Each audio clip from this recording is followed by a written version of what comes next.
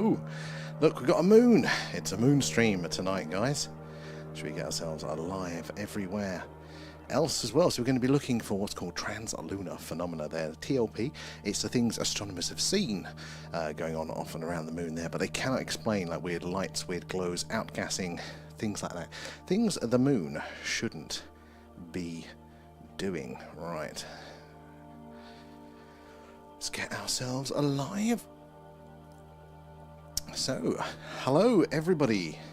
Yeah, we're going to be looking, said, for trans-lunar phenomena tonight. We've got a really cool skywatch ready to go. It's clear. Hello, Harker. How are you doing? Always first. You need a little an extra stamp for that one, don't you? Oh, it's just coming off of the edge of the screen now. Let's move the moon back there. It's great, isn't it, that we can control the moon. Hello, everybody. So yeah, we're doing our live UFO UAP moon watch tonight. Zena's in as well. Good to see you. Yeah, we're looking for the strange things that astronomers and people over the years have seen going on off and around the moon. Lovely clear night of a good moon there. So let's see how long we can track that one through across the sky. Paul's in. Good to see you. And thank you guys for the hearts, for tapping away those likes and shares. They help us reach more and more like-minded people there. More eyes and minds on the phenomena. So we can all piece this puzzle together. You're back, Agent X. And Paul, thank you for feeding Alan. Nom nom nom. Thanks, guys. See if we can move this down a little bit. Get some more moon in shot. You can see me fighting with the tracker tonight. Come on, it's wiggling. Oh, there we go. Well, hey, seems to be a playing ball, touch wood. Let's go there. Okay, you're over there as well. Thank you for the heart. Appreciate that.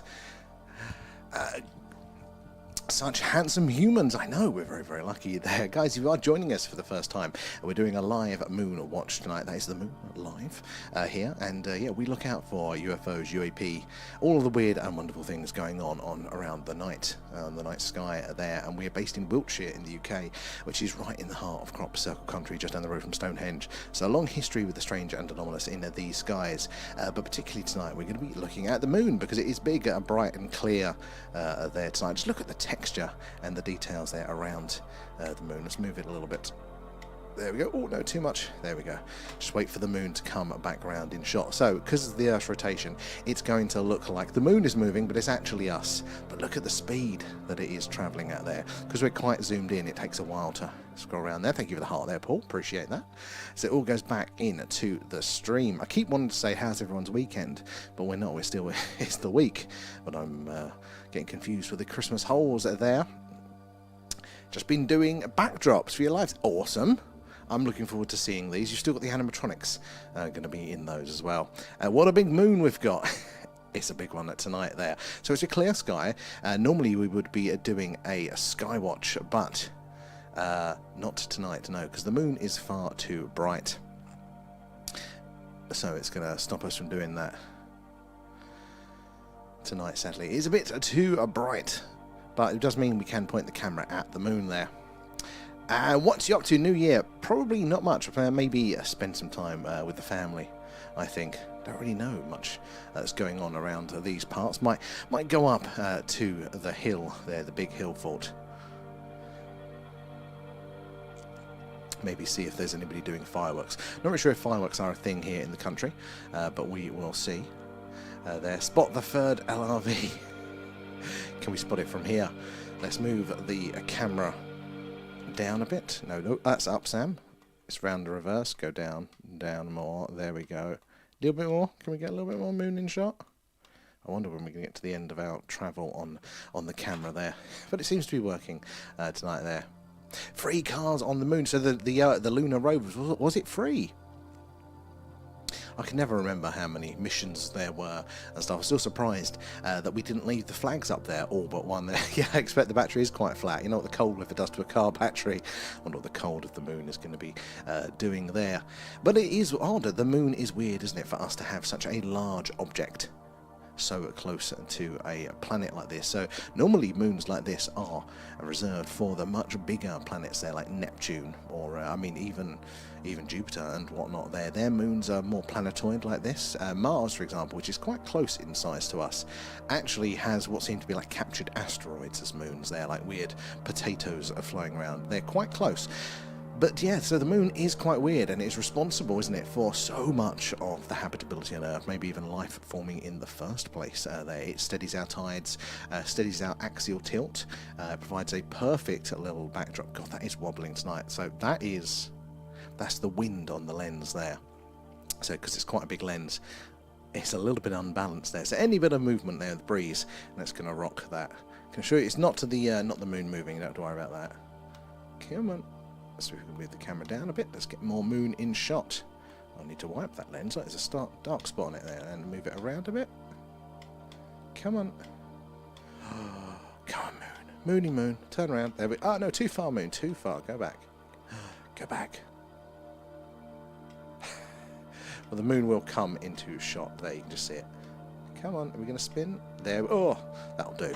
That'll do for the second there. Getting the moon in there tonight. Oh, and there's a super moon coming up. You're right, it is. And normally it's the early part of the month. And I know we're not far from the early part of the month. In fact, the early part of the new year.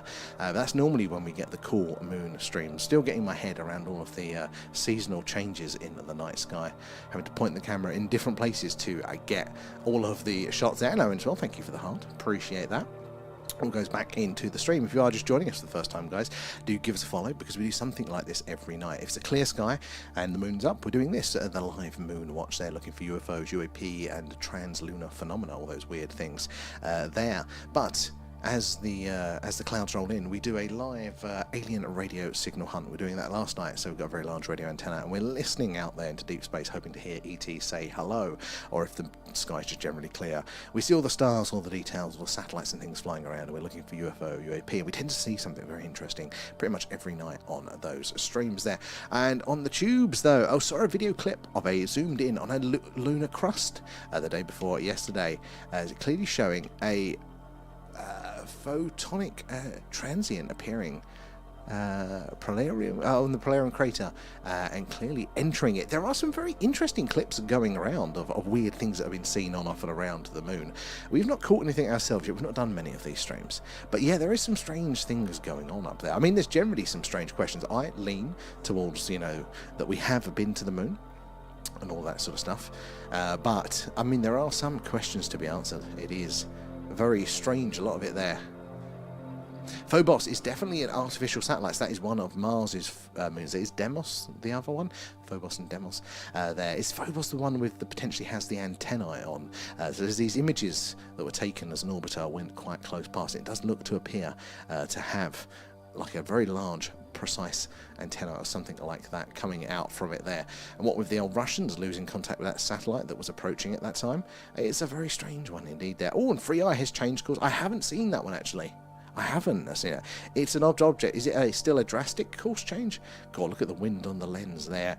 A new witness video up on YouTube for Rendlesham. Oh, I did catch a Rendlesham one recently, but I don't think it was a new one for New Witness. So who was this witness? Were they military or civilian? Probably military for that one. There are also 6 flags on the moon still standing, and there's 5 nowadays. I thought they took most of them back, all bar one. But I am not an expert. There. Evening as well, Through House. How are you doing?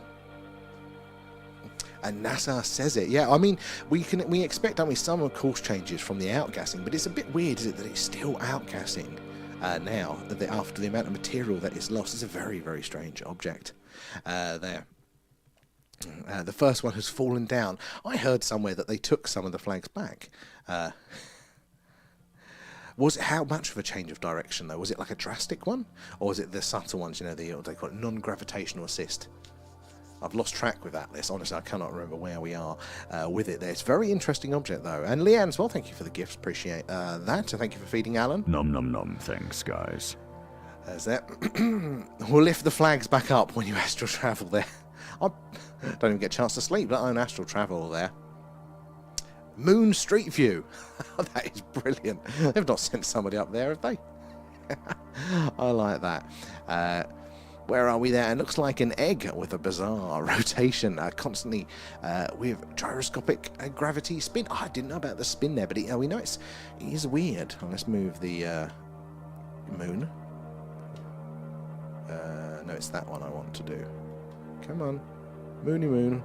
Move, move, move. I don't wonder if I've run out of movement on my... No, we've still got a little bit of play. Oh, I think we are getting to the edge, and I'm going to have to adjust the camera. That's always frustrating. Come on, a little bit more, a little bit more. Yeah, get the moon in shot there. Come on, moon. Perfect.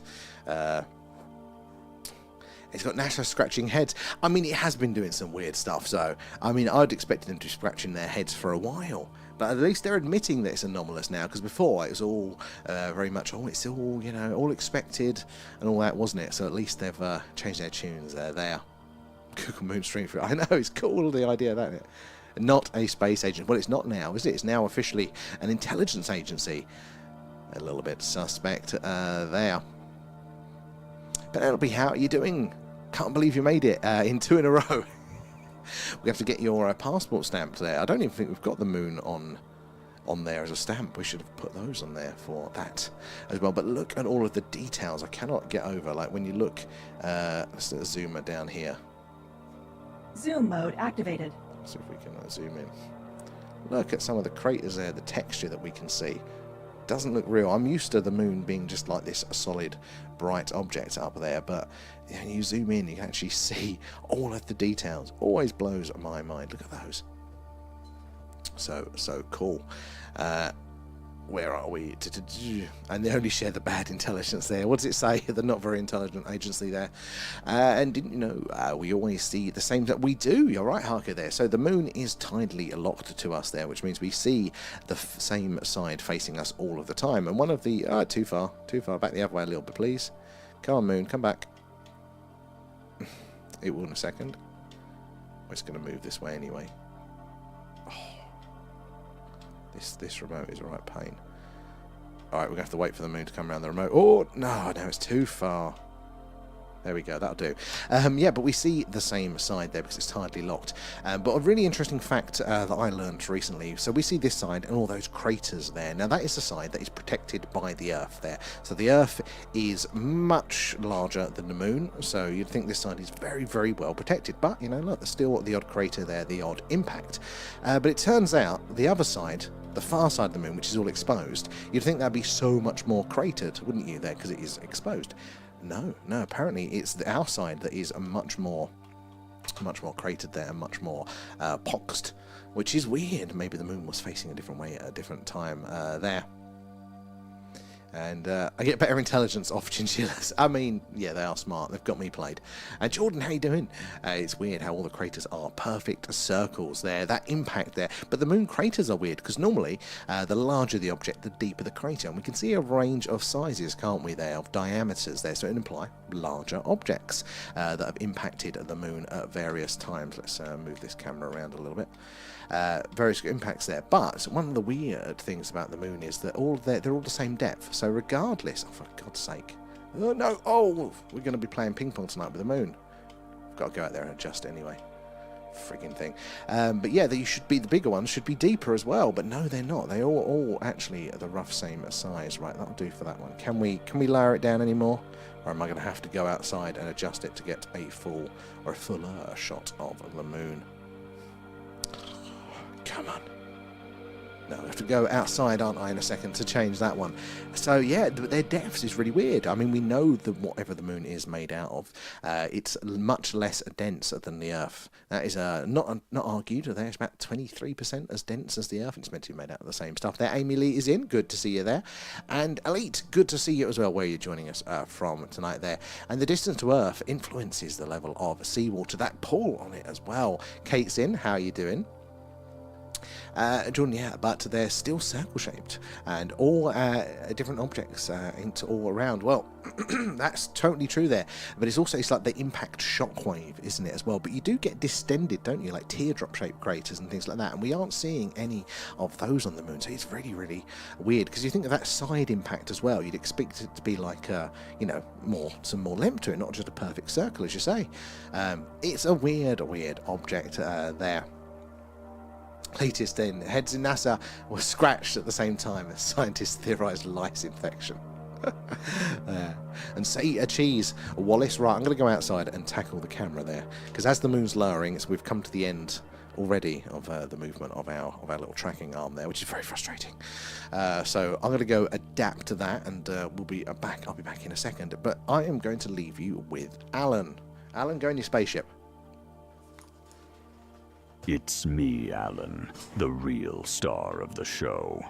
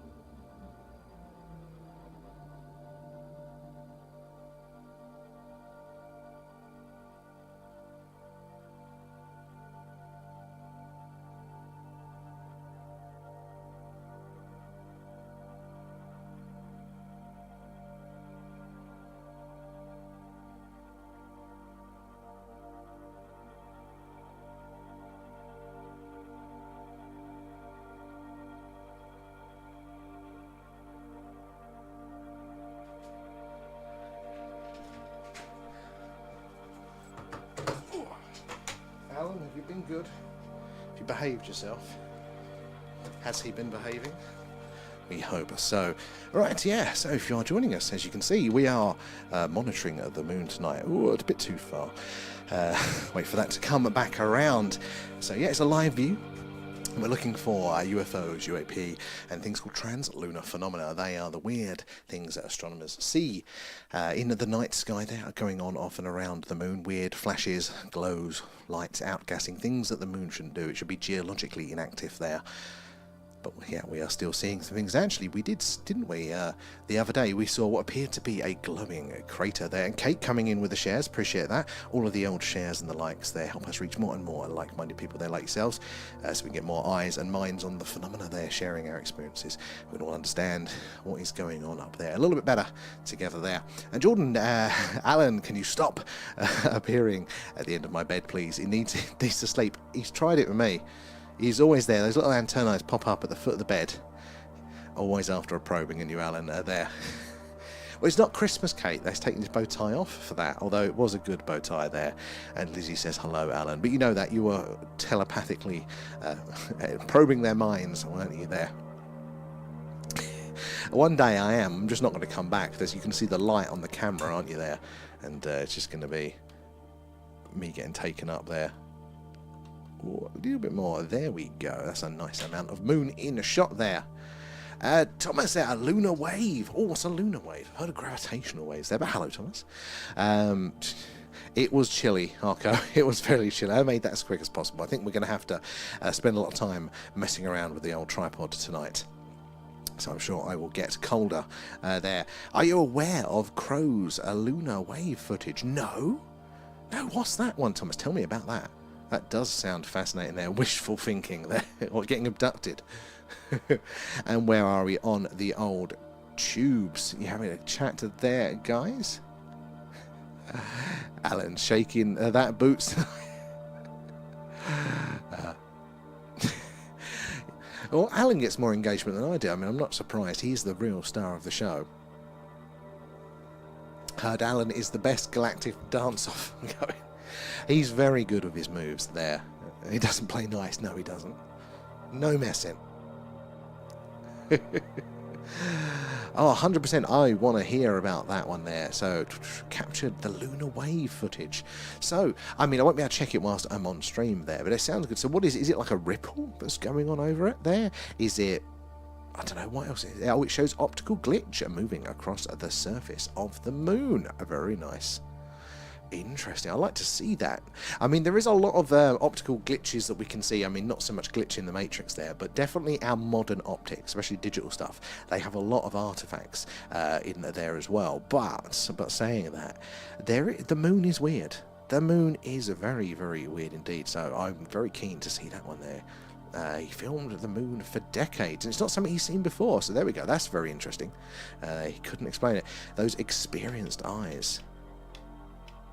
Ooh, and that's why I love doing this. You never know who's going to come in with what information that you've not heard before. And I've heard a conspiracy that the wave represents a hologram glitch. So lots of people talk about the moon being a hologram, doesn't it? Don't they? And maybe it ties in slightly with the flat Earth side of things. And I mean, like, ultimately, I've not been there. I don't know.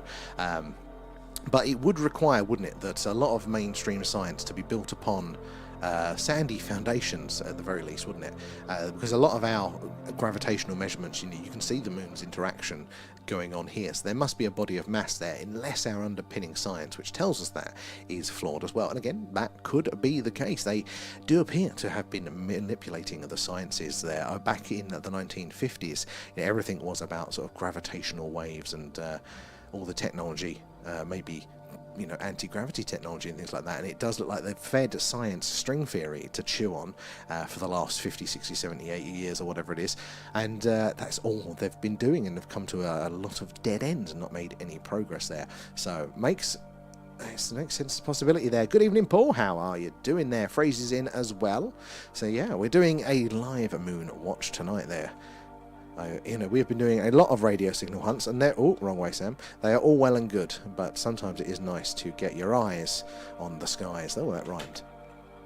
So what are we going to spot tonight? Now, the crater that we spotted the other week that had that apparent glow to it, we haven't. I don't think we can see it now. But when we checked it up, that crater was actually meant to be a darker crater as well, because of sort of the volcanic rock that it was made from our surveys. So then it should have been darker and not a lot lighter and not appearing to glow. Phrase, thank you for the heart. Appreciate that. All goes back into the streams there. And where are we there? Appear to have an open mind. Thank you. I try, but I'm human and I do have my biases there. But at the end of the day, we've got to realise that why we believe anything is at some point we are trusting somebody else there, and your day-to-day people that go UFOs, what they just trust in the system 100% and trust in the sciences there. And us in our worlds there, we're a little bit more skeptical, but it still relies on trust and understanding, doesn't it? But it is trust. It's not objective truth necessarily. You're hoping that somebody else has got it right there. So I can never say anything 100% at all there. So it's definitely interesting. What belief would having a moon hologram bring though? So what benefits would having a moon hologram bring? I don't know. I mean, where's Jolly when you need him? Jolly would know the answer to this. I think it's part of the ruse that there is a space, I think, on the flat Earth side of things. I'm not sure what the benefit is.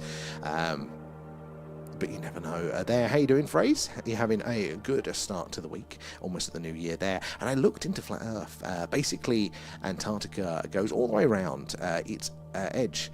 And unknown lands beyond. We've dabbled in it a bit. We've had a few people come in, and I'm totally fine. Look, everybody can have their opinions. Not one I share at the minute, but you never know there. But what, for me, I mean, it doesn't solve a problem for us there. And I know there are interesting arguments for it, and potential evidence that could point that way. But where I'm stuck at the minute, mostly with it, is that, well, what's that in? And what's that in? At least with our current understanding of these layers of space, our planet, our solar system, our galaxy, our universe, these layers of understanding gives a structure there. But I mean, the flat Earth, is there just nothing beyond that? Or is there a space beyond that and then it's planets or something else? I mean, maybe there are answers, but I haven't got to that bit yet. I have too many kids. Every thought train to think bigger. Yes, you got to think bigger. And Paul, I think there is some sort of UFO based either on or in the moon itself. Paul, I mean, a lot of the stuff is talking, isn't it, about the moon itself maybe being some sort of base. It might be artificial in nature because it's just a little bit too perfect, a little bit too perfectly positioned.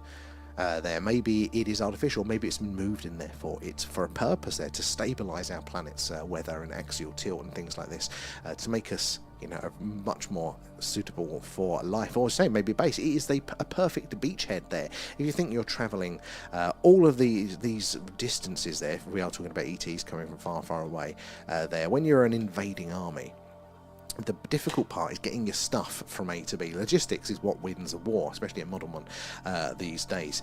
So you've got to have, a good way of getting from A to B. So you really need somewhere to stock up and store your stuff that is safe. It's what the Russians had big issues with in the Ukraine, and they're right next door. So if ET's coming to invade Earth, they can't really start stocking up, can they, in Alaska? Maybe they could, but it'd be a bit difficult. We'd see them. Whereas the far side of the moon is the perfect base, intermediary base there, the perfect beachhead for stocking up, preparing from going to and from. Then you've only got that short distance to the Earth itself from there. Debster's in, good to see you.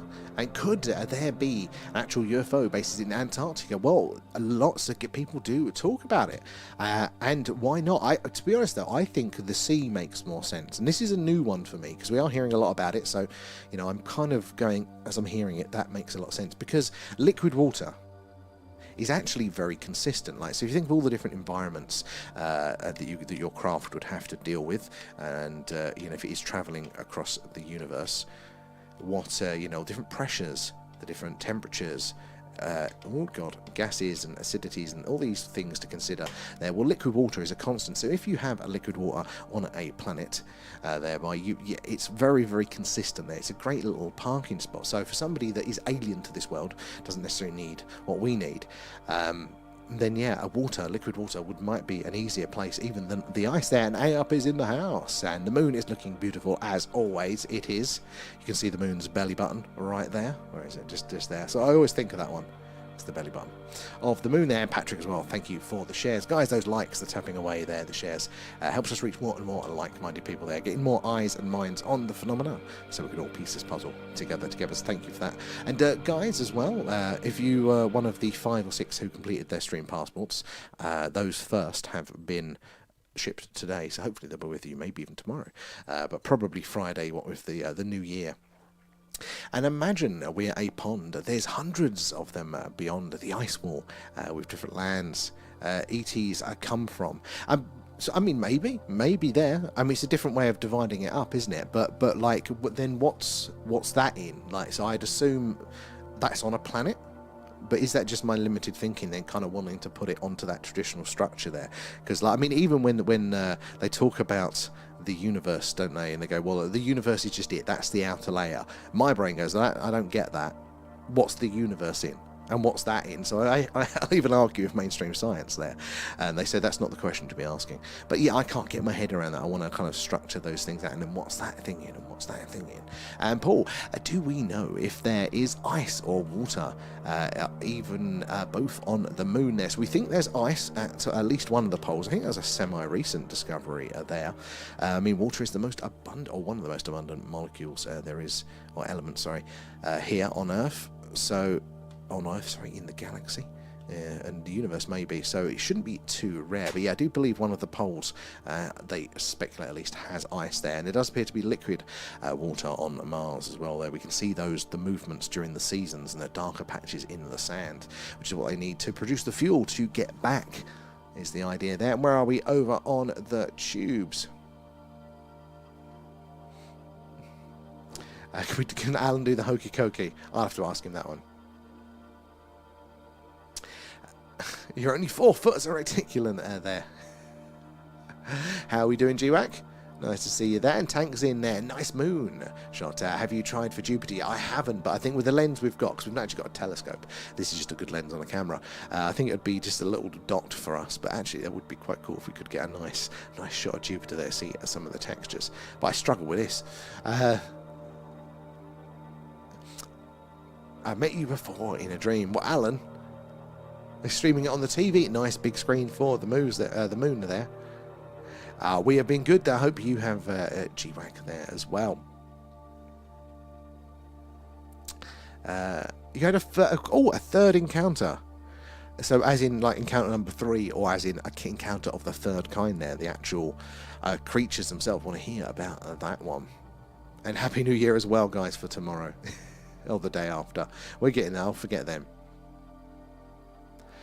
Okay, have you seen the lights that look like grounded spotlights, but they aren't? Something is off. No, I don't think I've seen those ones. And whereabouts is this? This is the moon. Oh, do you mean the spotlights there? And I approached the lights about 5 times. I was 100 yards closer, the lights would shut off. Now, very interesting. Let's move the moon back into shot. Whereabouts was this? Oh, no, wrong way. This way. Let's get the moon in shot. Nice. There.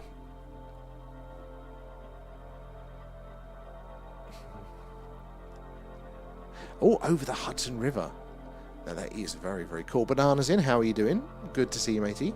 Hope you had a fantastic Christmas period there. Water on Mars. Yeah, they think it's going to be very briny, don't they? Very salty.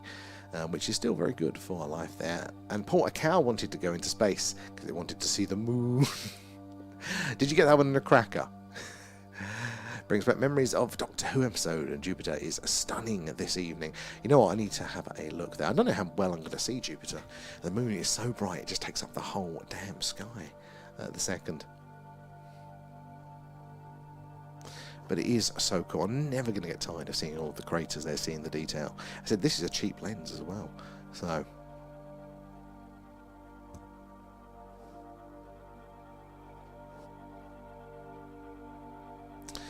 very, very interesting. Oh, I posted a picture of Jupiter this evening. So bright, I need to check that one out. Oh, and speaking of which, we have got the next movie club films are up on the movie club on the Discord there.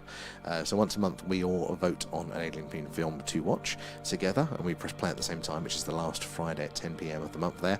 And once we've voted on it, we watch that film together and chat along in the Discord. So the vote is up now. We are running out of freely available films on those platforms. But yeah, make sure to put in your vote and catch the next movie club's going to be, is it like the 30th or something? It's quite late on in the month there. And could bases be put on the moon? 100% I think so. 100% think it's plausible, you know, especially as the atmosphere, or the lack of atmosphere on the moon, and plate tectonics, things like there's no weather, there's no erosion. It really is just the micrometeorites and things like that you have to worry about to lose some of, to lose anything is on the moon. Other than that, it's going to be the perfect place to put things and have them be preserved there. Something great. We're scraping the barrel. I mean, there were some good ones. Was Paul on there? Can't remember now. I think I meant to put that one on, or was it not for? I don't know. No answer is also an answer there, Rob. What's that for? What was the question for that? Where are we on the other side here? The orb system, I think, is unmanned. See, that's what you think it might have been there. It ties in, doesn't it, with the sphere network stuff there. One thing I know for sure is we have at least one system besides us here. Probably 4. At least that is a lot there. Could be robotics, could be, biological robots, couldn't it? There, AI and things. Definitely are seeing a lot more of those silvery orbs flying around there. And Paul, has there been any news on Freya? There's been lots of smaller stuff, but I've been kind of saving myself for the Eureka things, and I think there've been lots of interesting stuff. Hey, up, what's the latest of note with 3i? Because I've really not been keeping up there. But who was it? Was it Owen was saying earlier about it's changed course slightly again? So it is interesting. I don't think it's dramatic enough though to say definitely aliens. But it is still interesting. Well, I think it's a legacy AI system. It could well be. Do you think it's maybe a pre-human civilization that could be responsible? Or are we thinking ET, maybe you've put something here, there? Same, Penelope there, same. I've hearing a lot more on it. Never seen anything like that myself. Well, I don't know, maybe some of the sightings we've seen on the Skywatches could be responsible for that. Let's just move that one slightly there, Mr. Moon. It's all that cheese up there. God, the camera is wobbling something rotten tonight. It must be very breezy. Out there, just look at some of the details there. Now, there is a scientist that does think that some of the craters are not necessarily sort of meteorite impacts there. They could be sort of plasma ejections from the sun, and they've done the maths actually on some of those sort of splatter patterns there. You see the lines coming out of the craters here like that. They've actually done that they're kind of fractal in the same way that electricity, say like from a lightning strike, kind of how that spreads, you get the zigzags of bolts out. So there are some craters that are showing that rather than the normal kinetic impact style there. So maybe the moon has been as activized by the sun. Maybe we have as well. There's a strong argument, isn't there, for some of the evidence within antiquity that does point that way there. And Anna, welcome aboard. Thank you for the follow. Where are you joining us from tonight? Guys, if you are new, do say hello. Let us know where you're watching from. I'd love to hear about that. And also, if you've got any experiences you'd like to talk about with the phenomena, again, love to hear about that as we're waiting for the action to appear on screen. But we are doing a live UFO UAP Sky Watch tonight. We're particularly focusing on the moon, looking for obviously UFOs and things flying around, but also what's called trans-lunar phenomena there. Now that is what the scientific community are there call the weird things they see on the moon and they cannot explain. So there's a long history of craters glowing, lights, flashes, outgassing, things that shouldn't be happening because the moon should be geologically dead. But apparently not. Apparently there is some stuff going on there. And where are we? A legacy, and almost suspicious. When we made all the evolutionary jumps, I think it says that the system has been here since at least our first big evolutionary jump. Interesting.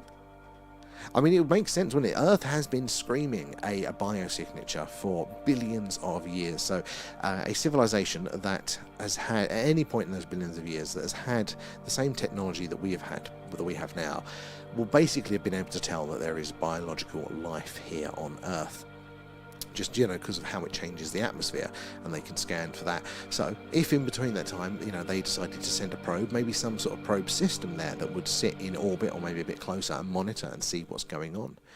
That's something that we would do given the technological, restrictions we have if we could do it there. But we are talking about sending our first probes like that over to, I think, Proxima Centauri. They're talking about how to do it. Is it the Breakthrough Starshot project, something like that they're talking about, sending those probes.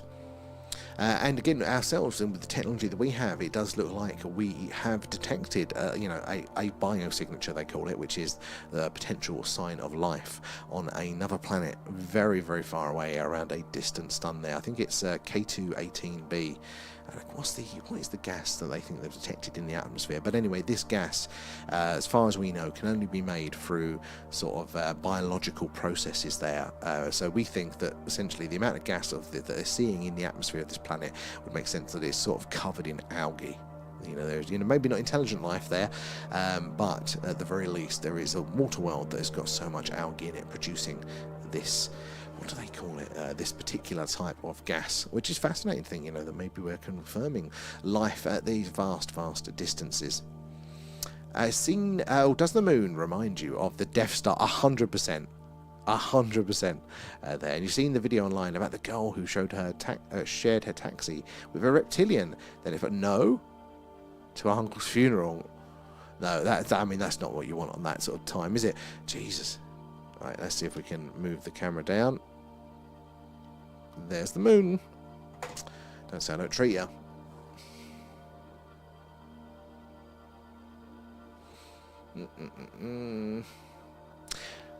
Nothing about recent human evolutionary jumps makes sense. Well, I mean, I don't think it can it? There is just so little data points that they have, you know, fossil-wise and things like that. They've just got so, it's just a big question mark. There is so little data, you know, they really are just guessing. And only, okay, I forgot to find it, actually. I'll have to try and remember tonight to do that one for you.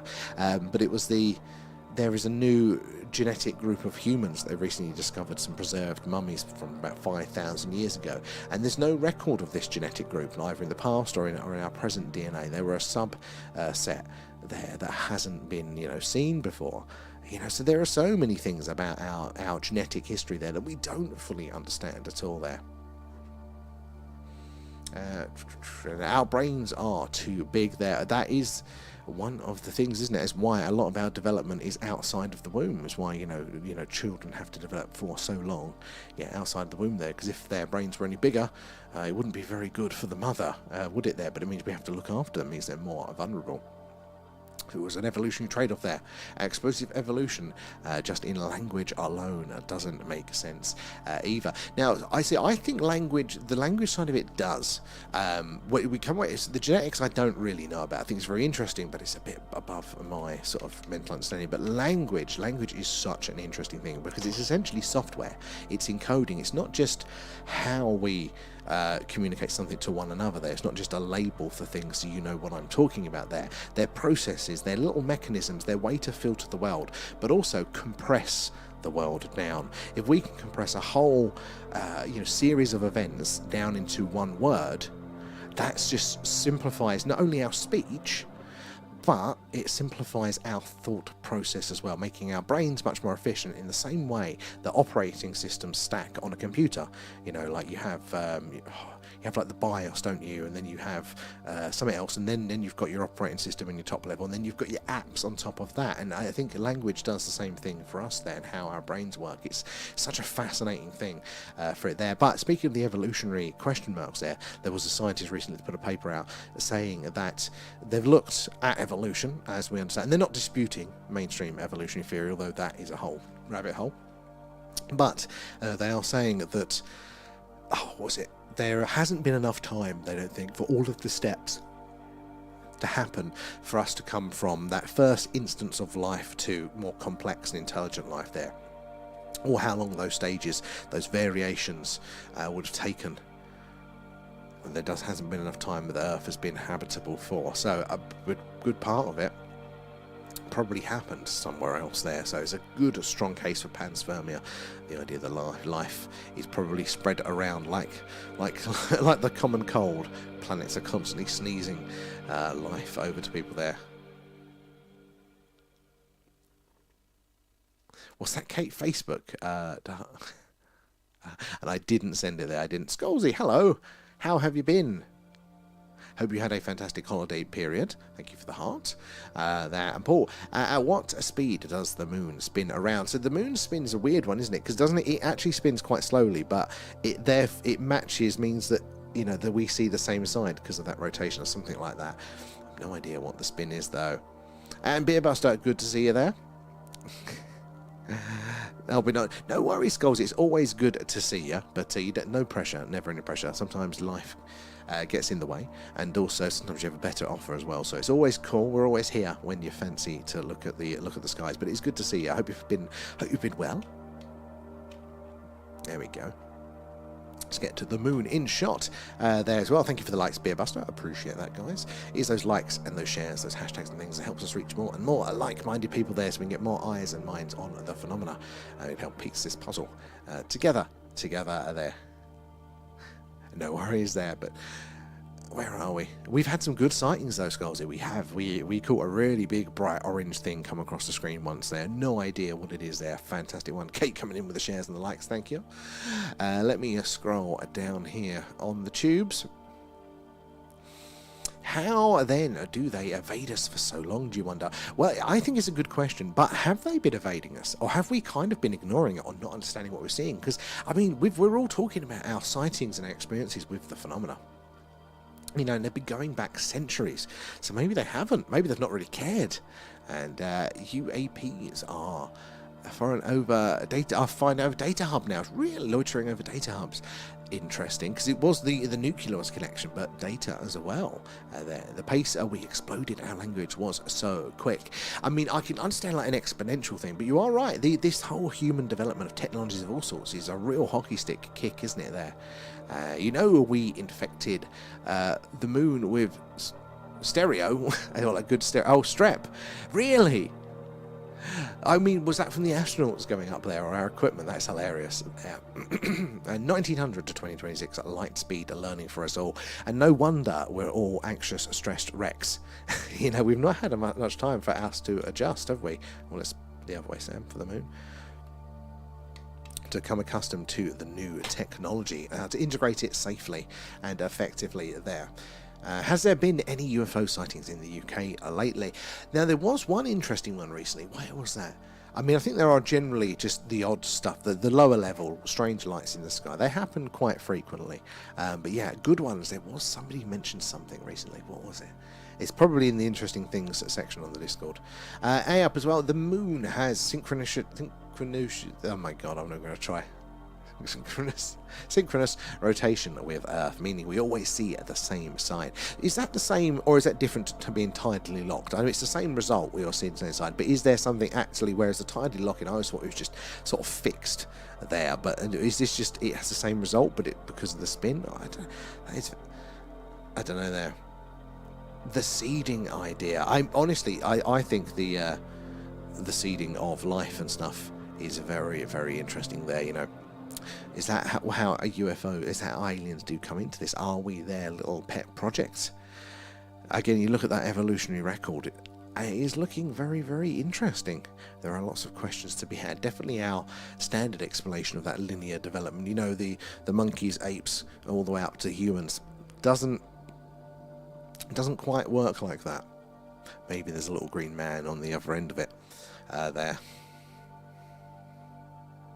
It survived all that way. Again, we thought nothing could survive in the vacuum of space, didn't we? But we are learning now that more and more and more stuff can survive in space far longer. What was it?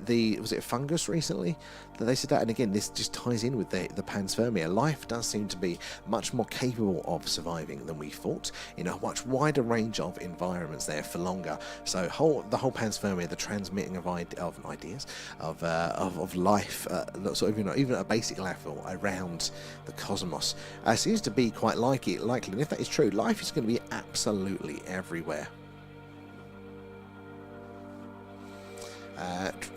Sprinkle antibiotics on the moon. It's not feeling well. Oh, and the tardigrades generationally become more resistant to radiation. Again, evolving for their environment. Favourite animal there, the little bears. Our brains are too big. Energy hogs. Well, they are very big. Again, you're right. They are energy-intensive computers, but they are actually surprisingly ridiculously efficient compared to what they are. So if we have the same electronic equipment processing power, this is the problem we have with AI. It's getting us kind of smart now to compete with us, but it's processing, you know, sort of pound for pound there, how efficient it is for energy consumption is nominal. Like, you know, it's so much worse than the brain. What we are able to achieve with our brains for the calorific input is crazy there. It's crazy efficient, which is very interesting. It might be one of those bottlenecks for AI there. They might just not be able to have the energy to run it. We are hogs, but we are. Alan in particular there. Was it Moss, was it? That does ring a bell. And, oh, it's because the moon takes the same time to rotate on its axis as it does to rotate around the Earth there. Yeah, so, but is that true for, like, normal tidal locking as well? Like, you know, the planets that are really close to their stars and they're tidally locked as well. Is it their rotation or is it that they're stuck? Because in my head I always just thought they were stuck, but yeah, the moon actually is rotating slightly there. Mark is in, good to see you, and Ellie Lou, how you doing? Bacterial life. So again, it's probably everywhere, isn't it? Because even recently NASA eventually came out and said, I'm doing this the right way, I want to go this way, I think. There we go. Come on, more moon, we want to see more moon. That there is fossil evidence of microbial life on Mars. They think they've eventually got the evidence for that, but their Viking landers in the 70s, both of them detected on multiple occasions microbial life alive at those points there. So it would look that there is microbial life active on Mars, obviously here on Earth, and a lot of it here, a wide range. And also the clouds of Venus have potentially detected the gases there, which would imply that again microbes in the clouds of Venus there. So 3 planets in a row. What does that say about the rest of the solar system and even the galaxy for life? Are we all related? Was it just one case of abiogenesis? Life started somewhere at once and then it's just spread around? Or is there multiple instances there? One of the things they wanted, the Russians actually sent an experiment up from the same guy that designed the experiments on the Viking landers in the 70s, that he actually partnered with the Russians because the US wouldn't do this anymore and he just wanted to get the answer conclusively. And what it was to, I'm going to butcher this, so it's the same label release experiment to detect for current microbial life there, but it was going to basically do left-handed and right-handed sugars. Now what that means is that there's something called chirality in life, and so it's the actual, is it the molecular arrangement is a mirror image of itself, or it can be, and we always have the left-handed, I think, or is it the right-handed? We are one image of that life, the right-handed one, say. And that is everything on Earth is based on that right-handed. We can't process the left-handed nutrients. We can't process all those sort of stuff like that. So there, we can only process the left-handed stuff there. So if life elsewhere might not be the same handed as it might be the left-handed if we're the right-handed there, and therefore eat the different type of stuff. And in this experiment that they sent up there, the Russians sent up, it was going to test for the difference, because if it had come back that it only ate sort of the left-handed nutrients there, then we know that it wasn't contamination. We would know 100% conclusively that not only is it life, but it was its own independent form of life that we didn't have here on Earth there. And as Agent X says there, do please check our Reddit and our Discord. I'm not really on the Reddit as much there, but the Discord is more active. They've got a really cool personal experiences section that has lots of your first-hand accounts with the phenomena. You can add yours too, or just read through those, plus all the latest news a lot there as well. I do need to get more into the Reddit as well there. How you doing, Bushi? Good to see you there. I hope you've had a fantastic Christmas period there. B as well, thank you for feeding, Alan. Nom nom nom, thanks guys. Good to see you in there. And there is supposedly a mass event after the building of Stonehenge. Entire DNA haplogroup disappeared. Mass extinction event. I didn't know that. Now that is very, very interesting. And this, isn't it fascinating how you can, you know, trace back that those things have happened by looking at our DNA there. Wonder what it could have been. Oh, I need to actually make sure we've got the moon in shot, because that's what we're doing tonight. And maybe we all started as darts of microbes shot at all the planets, and we survived. We, well, could have, you know, like, you know, there's so directed panspermia is basically doing it on purpose. Maybe people put little probes out there and just kind of went, go on, and they've just slowly dissipated throughout the universe there, seeding life at that really sort of basic level. Oh, wrong way. Never going to get that right. There we go. Yeah, so maybe we did come from somewhere. Maybe we've got cousins or somewhere else there. It's going well. Look, we've got the moon in shot. I'm excited. Good to see you in there. And where are we? Scroll through there. We are up to date there. I have decided, I think, on the deep dives. So the next deep dive will be probably next Friday or the following Friday. I need to put it out there, but it was going to be, I think I'm going to start reading through the Condon report there, which is one that was done, oh god, when was that, the 50s? One of those early reports into the UFO phenomenon. It's very, very long-winded, and it has a lot of interesting things in it there, so probably have to do it in a couple of takes. But I think that's what we're going to start with on the deep dives there. Or a planet exploded and a primordial us splooged on the planet. Lovely, lovely imagery getting there, Kate. But that is another theory. I mean, that's how they think it happens naturally, is, you know, an impact knocks some rocks up into space that has those microbes on. They just happen to survive there. Where the cockroaches will inherit the Earth and evolve. They do think, don't they, that, what was it? Trash pandas there, raccoons, they think they would be the next. If we got wiped out and they survived, out of all the animal, I think raccoons would be next, because they've got the opposable thumbs, and they work in groups of teams. They're quite intelligent, so they think they may be the next ones there. Octopus is a strong contender, but they're stuck in the oceans most of the time. Where are we? Over on the tubes there.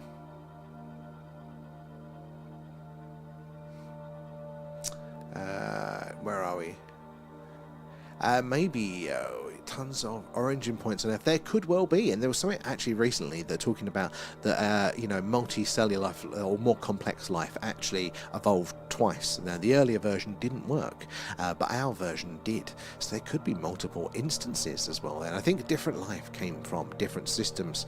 I think they can trace a lot of it back, can't they, to that sort of microbial level. But again, how accurate is that? Do they know, or are they just guessing? Because a lot of stuff is actually assumption in the scientific world. There, you know, they base it on facts, but a lot of it is a conclusion that they have drawn. So how much do we trust it? Let me scroll through on there.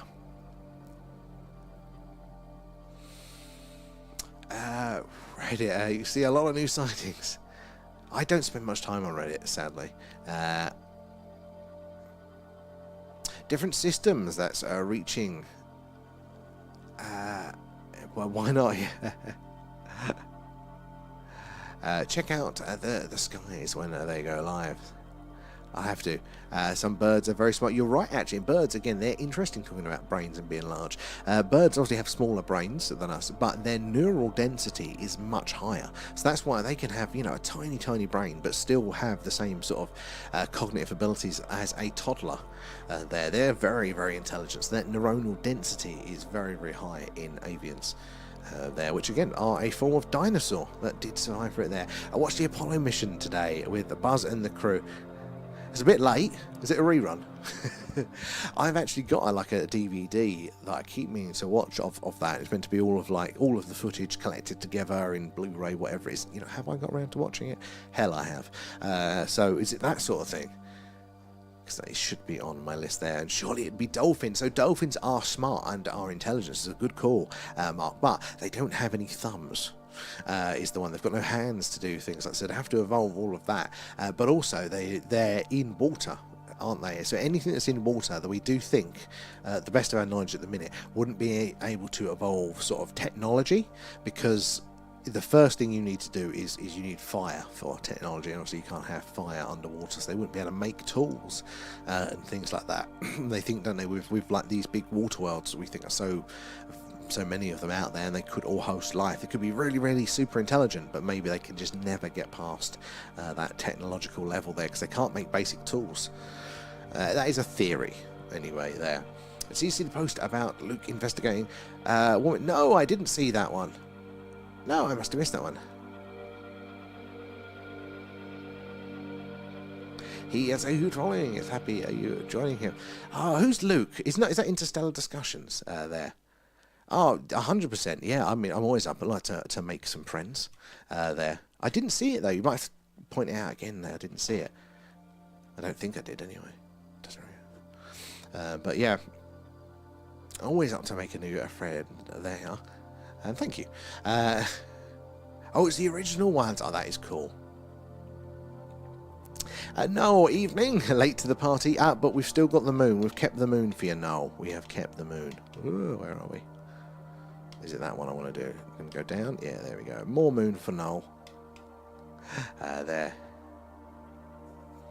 Interstellar this Friday night.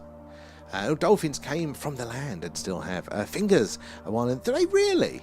They still have fingers in it. Isn't it crazy? Like, you know, the way, because there is a creature that evolved, you know, in the sea, came to land. They went, now sod this, back into the sea, then came back on land again to then evolve back into the sea. I can't remember which creature it was, but they couldn't make their mind up. Essentially, they kept evolving in the different environments. You think that is crazy. That is crazy. Where are we? I think planets get peppered with light. I think so. I think that would make sense. It probably happens, doesn't it? It's probably just all floating around up there. Which would be good for us. It means we probably haven't got any threat. We would have been exposed to everything pretty much already. There, in maybe the range of life that we see is most of it. There. I mean, different environments might have different things there, but we might not have any horrors to watch out for. There.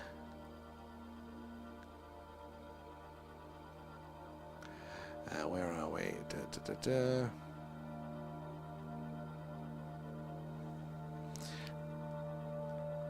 Isa, how are you doing there?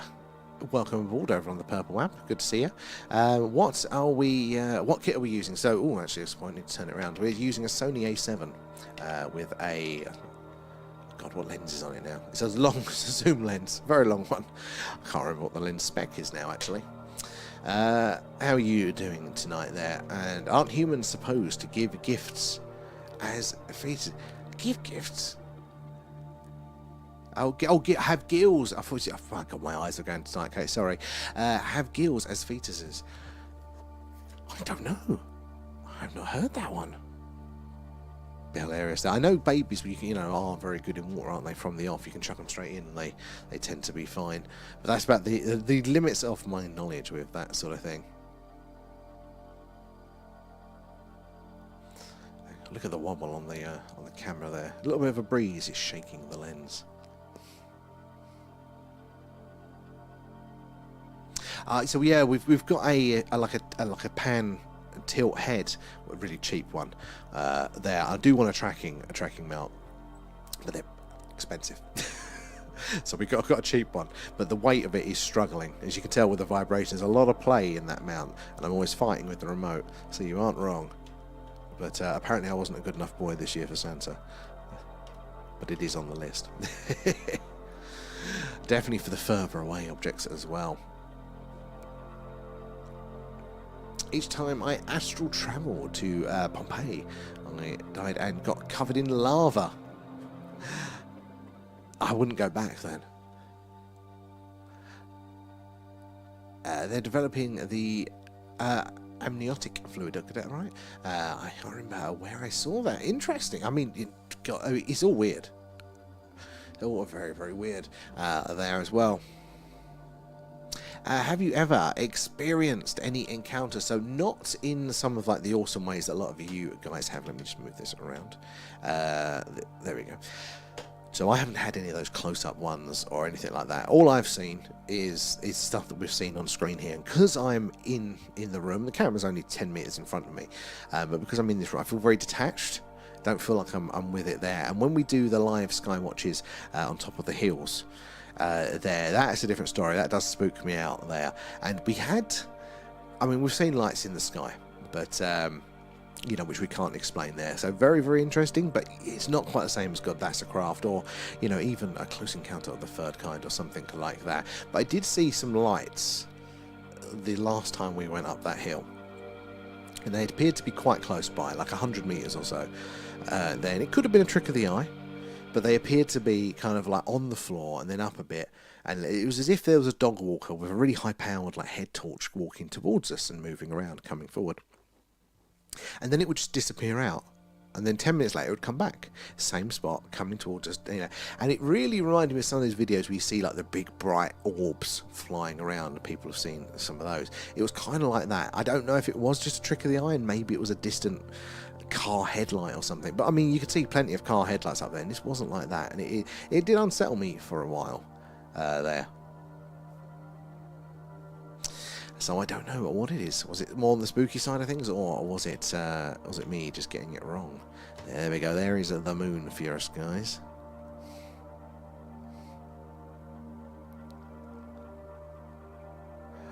But if you want to see a little bit more of the screen, TikTokers, remember, we are over on both of those apps there. As you can see, full screen view there. Get to see it all going on there. So at The Thing UFO, you can join us over there too. I just looked up the early embryonic stages. They have something like gills that close as they develop. It's fascinating, and something that really blows my mind about evolution and all these developmental sort of things that we still have vestigial things like that we don't need anymore, like men's nipples. There, things like that. There are so many stages involved to evolution. I think we covered this last night, but was it like bats? They come from a certain sort of type of shrew initially before they evolved, and their wings are actually their front feet. And what for those front feet to then evolve into wings, you know, it wasn't just oh, this one's got wings. It was like with the fingers slightly longer and slightly longer and slightly longer, and then they got webbed and webbed and webbed, and then the musculature changed, and then it had the ability to fly. So how the hell did evolution select for all of those changes enough to get it to the point where it could fly and then have the advantage there? Like, yeah, I can't get my head around that. And I'm not one who's questioned sort of the evolution narrative before, but I'm like, actually, that doesn't make sense to me. There. Not to mention the thing you are most scared of there. Oh, Mark, I'm never going to forget, am I, the Sainsbury's bag.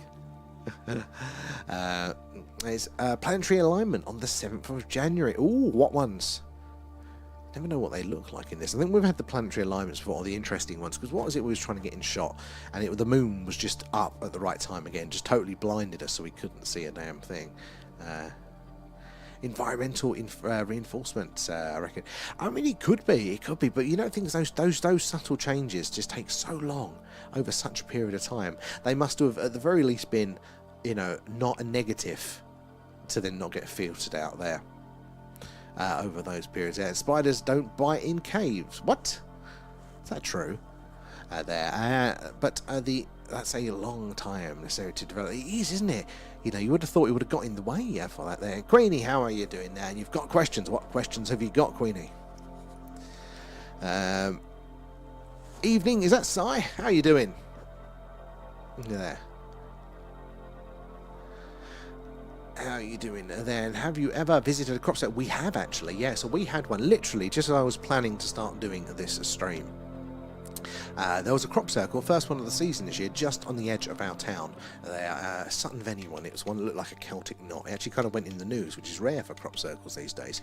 Yeah, and we went and visited it, and it's quite. They're very cool. Whether they're man-made or whether some of them are, they are still very, very cool. There, and loads of crop circles in Wiltshire, 100% Si, and that's where we're based. We're based in Wiltshire, right in the heart of crop circle country, and just down the road from Stonehenge.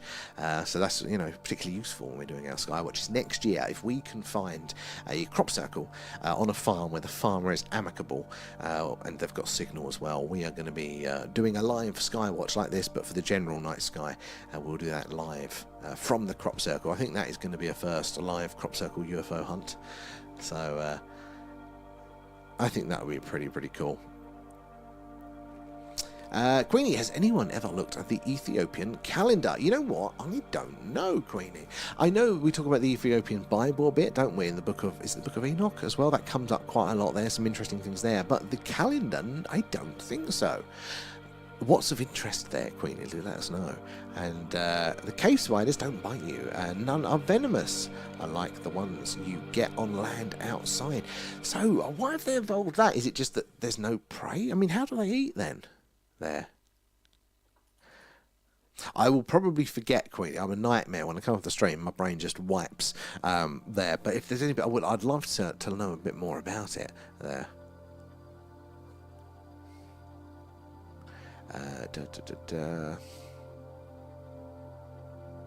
Scroll down. It has what has 13 months? Oh, the Ethiopian calendar. Oh, God, my brain is awful tonight, isn't it? I'm not even things contextually. Thank you there, Mark. So it has 13 months. And what does that like align with, like, you know, the Earth being in a different position, or I suppose a bit further out there, or maybe us being on Mars? Does it align with something like that, or a particular time? Angela from Project Stargate said her dad was involved in the Kandahar Giants. Now that is interesting. It's 2017 by their calendar because of those extra months, and it adds up. That makes sense. TB's in, good to see you there. And every month has 30 days, and the 13th month has 5 days. That is interesting there. So I suppose then, like, yeah, could you position where the Earth would have been there? Does it point to something there that you can extrapolate from that one? And we used to work with the calendar by the moon, exactly. That is true. We're looking right now. Mr. Moon, is there anything? Because that's the thing, going back in the day, all of these things had a purpose, and they weren't just there for the fun of it. We didn't really have much of a need back in the day, did we, to mark time? And it was just really for crops and things like that. But going back even before that, you know, was there some of that hidden knowledge, especially when we talk about like the ancient maps that potentially show Antarctica with all of the land mass below the ice there that were meant to be drawn hundreds of thousands of years ago. You're like, how the hell did they have this knowledge back then there? It blew my mind, and they work with the moon. Ah, so it's connected with that then.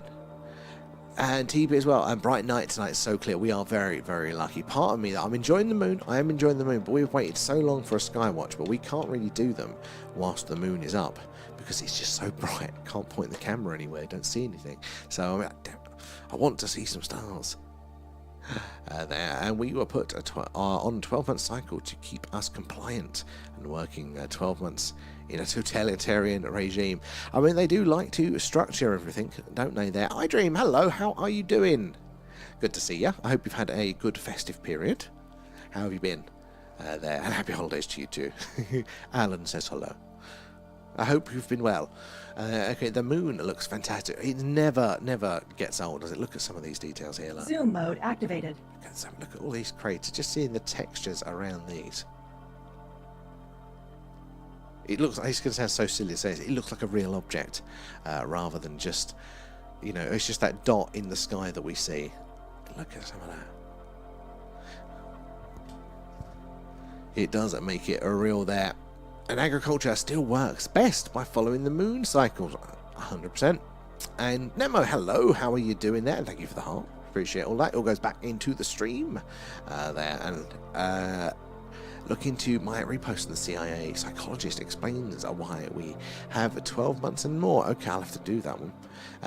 Some lush moon. You're not wrong. I Dream, you are not wrong. In fact, I kind of prefer it when it's a little bit like this, not quite the full moon, because you tend to see all with that shading. Excuse me, that caught me off guard. You see the shading stuff, you see all of the craters. Otherwise, it all just kind of looks like this, looks all smooth. But then, when you can see all of the details like this. Absolutely phenomenal. Very gothic. It's going for its goth phase. It does. It's such an imposing object there. Where are we? And Tank, Sam, I must say I'm worried about free speech. Tank, we're worried as well. We are worried as well about that. Yeah, it's not looking good. But this is the nature of things. Is that we have to fight about things to figure it all out, don't we? And, if there is friction, then at least it means there are people saying things, so,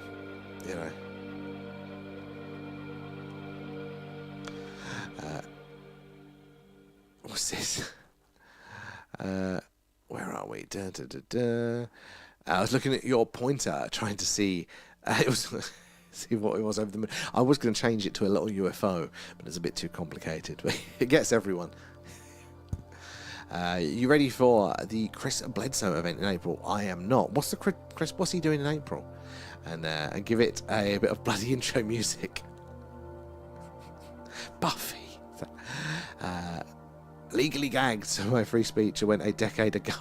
I mean, this is the other argument, isn't it? We're not totally free in a lot of ways in certain things. And, we do have to negotiate the wide world of being connected by the internet there. But there is a cost. There is a cost to everything there, and maybe we have to put in certain restrictions, but then you are tripping other people up by doing that. It's never just rules are not free, are they? There, Black Rose, welcome aboard. Where are you joining us from tonight? Thank you for the follow. And guys, if you are joining us, we're doing a live moon watch tonight. So we're looking out for UFOs, UAP, and things called trans-lunar phenomena, which is the weird glows, lights, and outgassing that astronomers have seen going on off and around the moon for years and cannot explain. And we saw the other week, didn't we? We saw a glowing, or what appeared to be anyway, a glowing crater. The moon is not meant to do that. There. Is the moon getting closer? I think it's getting like minuscule, like further away. I think it's going that way, but don't quote me on it. There, but like, isn't it like an inch every year or like something, or a centimetre or something? It's quite a small amount, but it is actually moving. So we are living again at that perfect time to get solar eclipses there, because the moon's size relative to its distance from the sun, they're able to block that out. That won't always be true. And 6 planets will align. Happens about every 150 years. That's pretty cool. To be around for those there. It goes up to 2028. So I can't wait to talk. Well, we'll pencil you in. That's not actually 2028. I'm thinking that's 10 years. God, we're getting on, aren't we? That's what's only a couple of years, I dream. It's only a couple of years. We're looking forward to that one. There. And Hercules is coming. Vibrating there a bit. If the government had a chance, they would tax the rights to look at the... Of course they would. Of course they would. I don't know. I grew up, and Americans, you'll have to forgive me, but and a lot of us people here over in sort of Europe and stuff like that, we are quite cynical of the whole freedom thing. We have the occasional laugh at that. But I tell you what, the older I goddamn get, the more I understand it. The more I kind of appreciate that. Just leave me the hell alone to do what I'm doing if I'm not hurting anybody else. I'm fully, I'm on board with that now. I think you guys got that right on that front. Not sure which ones. I mean, any of them are going to be awesome there. And the Disney Hercules... You know what? I loved that movie as a kid, but I can't remember any of it. I can remember there was a PlayStation game of it, and I remember some of the catchphrases from the game. I don't remember the film, and I loved it at the time there. And it's not long now, 1 year left on the new year. It is the curse of living an interesting life. I mean, I wouldn't be able to keep my mouth shut at all. So, under pain of death, it would just come out like... There's no chance of me keeping any official secrets, but we're excited to hear about it. We're going to book you in. Who gets the exclusive? Do we have to bid? Does Alan support freedom of speech? No, not at all. Alan likes strict dictatorial control. There. In 18 years precisely, the planets will align ever so nicely. Oh, is that it? Playing the kids. It was a good film. I loved it. I loved it there. Consider you guys are our brothers and sisters, and I'm worried about free speech in the US too. I mean, this is the thing, isn't it? I mean, we look at different countries and different cultures and things, and all they're just different rolls of the dice. Is this the best way for a group of people to operate in the world most effectively, considering all of the things, the environment, food, threats from outside people, and all this sort of stuff like that in the world. And we all think ours is possibly the best model, but we've also got to remember, when we're judging other people's cultures and nations and their rules, is that they're in a different geographic environment with different threats, different crop yields, different things like that. So it's going to have to work for each individual person now. And I quite like how the American system sort of works. It's based slightly on us here in the old world, but then they've taken some of the improvements on it. But one of the things that really kind of interests me is that here in the UK, and I think a lot of Europe this is true, but particularly in the UK being so damn small, we do not get, not just in that cynical way, the freedom thing, the concept of freedom.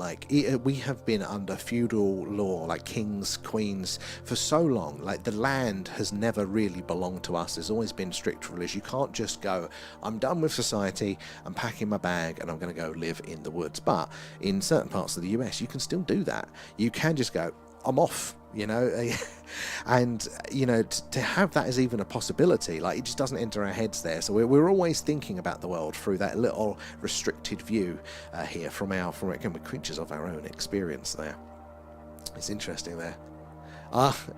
Thank you. That was I dream. That was Alan doing the telepathic mind control there, making you decide that. Where are we? But yeah, because I think it's the same with Tango, so I totally agree there. We're all far more connected, aren't we? There. Apophis is going to get closer. Apophis is coming by very, very close. In fact, a little bit, a bit too close for my liking. That's a very large asteroid, isn't it, that is floating around there. Is it in between us and the moon? Is it that close? I can't remember now. I think it's on the percentage chances, but it's, you know, like a 1% chance of hitting us there, which is still a bit too high for me. There. Hopefully we'll get a shot of that as it goes past there. And Alan for PM, democracy is weak and decadent. I like that.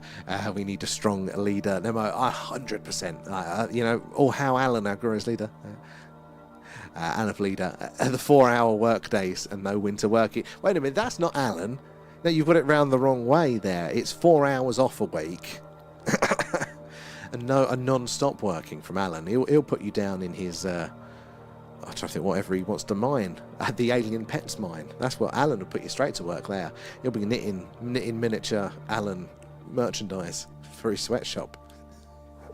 He's a tyrant. Is it? I could never. Is it 2028 or is it 2030? It's one of those two. It's soon.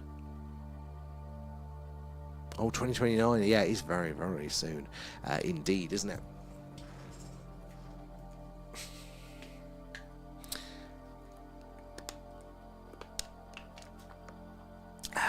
I spoke to today, so maybe we do have kills. What? Love it. Oh, where's the moon gone? Hold on, sorry guys, I'm just looking at a black screen there. It's a problem with the moon, it moves.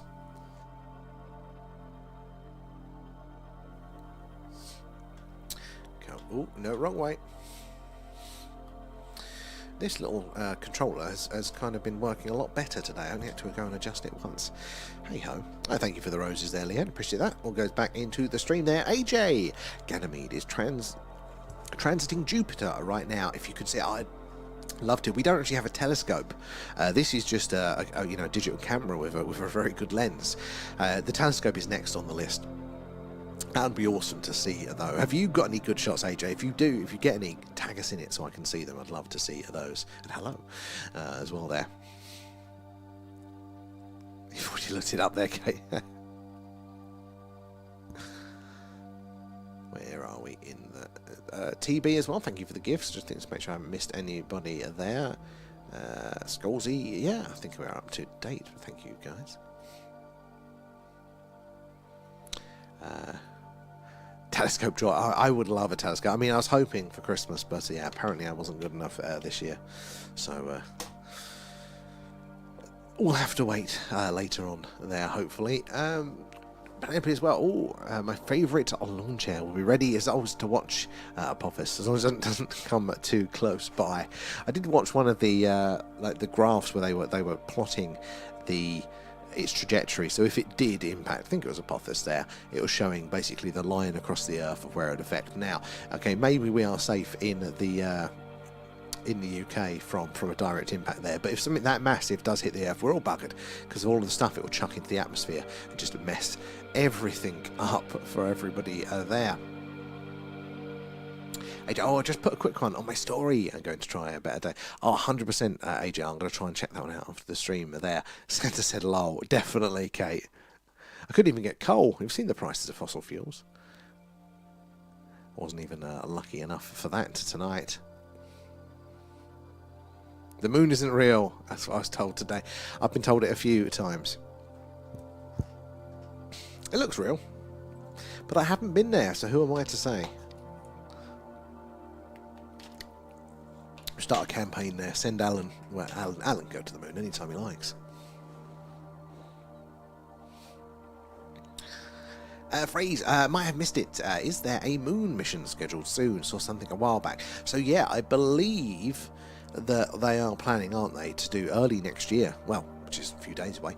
So in probably a couple of months' time, they want to send a crew around the moon. So not landing back on it yet. And then the next one, they want to do the landing, but all very, very quickly. I think they are suddenly realizing that the Chinese are probably going to beat them to it.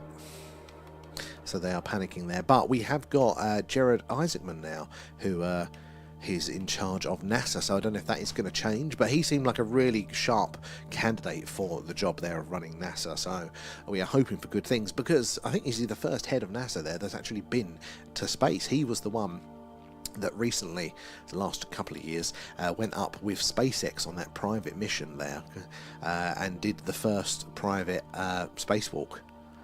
Absolutely awesome, and it was the first, I think the first ever polar spacewalk orbit there. And he's now the head of NASA. I thought that's a qualification, isn't it? There. Santa was kidnapped. Santa was Odin. We're getting through it there now. Saved by the Rock. No. Made of cheese. Saw a documentary about a while ago. A man and his dog went. Oh, yeah. What time is it? Wednesday now? It's only a few days ago. It's normally a Christmas thing, isn't it? There's a penguin in the wrong trousers up there as well. And TB, is your camera moving, or does the moon move that fast? So, well, it's the Earth's rotation, technically. Technically, it's us that's moving fast. But, yeah, that is the moon. Because when you're that zoomed in, it goes across the sky so damn quick. So that's why we've got to keep adjusting it there. And it's lowering as well on its arc. Need to clean for guests, but the moon is making me procrastinate. It's the moon, and we haven't seen you in a while, I Dream. So come on, hang out with me, Alan and the moon. No, we'll forgive you if you've got to clean for guests. I know the feeling there. I've actually given up. We've had so many different rounds of guests and people coming to stay. The first few, deep clean the house. We're not on the best thing, and ever so slightly each time a new. You know what? They can deal with the carpet that's not been hoovered. They can deal with us. Sod it. Well, I won't put that away anymore. Their phrase as well. I wonder what craft they will use and the design of it. So didn't they? Yeah, I think he recently cancelled the SpaceX Starship moon craft, so it's gone back out for tender or something. So there as well. And Rudolph as head of NASA there. Well, we did our Santa tracking stream, didn't we, on Christmas Eve? That was a popular one, surprisingly. We'll have to fire that back up. The big cheese on here. I can't do a good impression there. Riley, how you doing? Is your telescope in Australia? No. So actually, it's a digital camera. We're not lucky enough to have a telescope. It's got a very good lens on it, so this is about as good as we can capture of things up in space. But yeah, so it's a digital camera. It's a Sony A7 there with a lens, very long lens. But we're in the UK at the minute, so we're Northern Hemisphere. Right now, what time is it? It is 11:16 p.m. for here in the UK. Don't encourage me. They keep bringing more stuff. I know, I've got too much stuff. Now I've also got a 3D printer now, so I'm now making more stuff. But it is the stuff that holds and organises the other stuff, so that's all right at the minute. There. Which sounds weird now. What sounds weird now, Kate?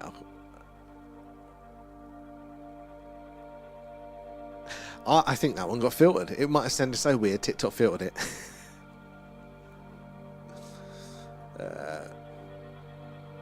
Where are we? Sorry guys, I've been neglecting you over on the tubes.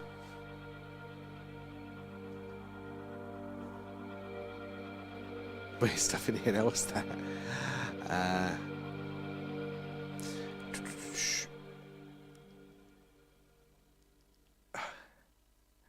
What's that? What are you having a chat about there? Oh, the moon is wobbling there. Having family over, staying over for Xmas. Actually, in a general sense there. I love 3D printers. There's a place in Manchester called The Shed, and you can print anything. Really? Oh, that is so cool. I mean, I'm literally just getting in it. I thought I like a gadget. My friends have got them, but I'm not quite that technically capable. I'm never going to use it. But it got to the point where they kind of cut me off with all of my printing requests. I'm like, damn it, I've got to get one now. So that's what I've done. But the next hurdle is to actually learn the modeling software, so I can now create things for the stuff as I need it more precisely, rather than relying on stuff. And that's quite a learning curve. There, so I'm not going to be doing anything crazy, but making little brackets. That's what I was meant to be doing over the Christmas holiday, but I haven't really got around to it. Would you upgrade to a telescope next year? TB, I would love to have a telescope. I'd like to have kind of both on the go. So when we're doing our main UFO, UAP, sky watching, what we want is like the widest field of view possible. So a telescope isn't necessarily very good for that, because obviously it's very precise and it's sort of targeted there. But for the moon stuff, like 100%. And then even what would be really good is if we could have the telescope and the camera, so you get your wide field of view, and if we notice something, we can then go, right, put the telescope on the target. That would be cool. there.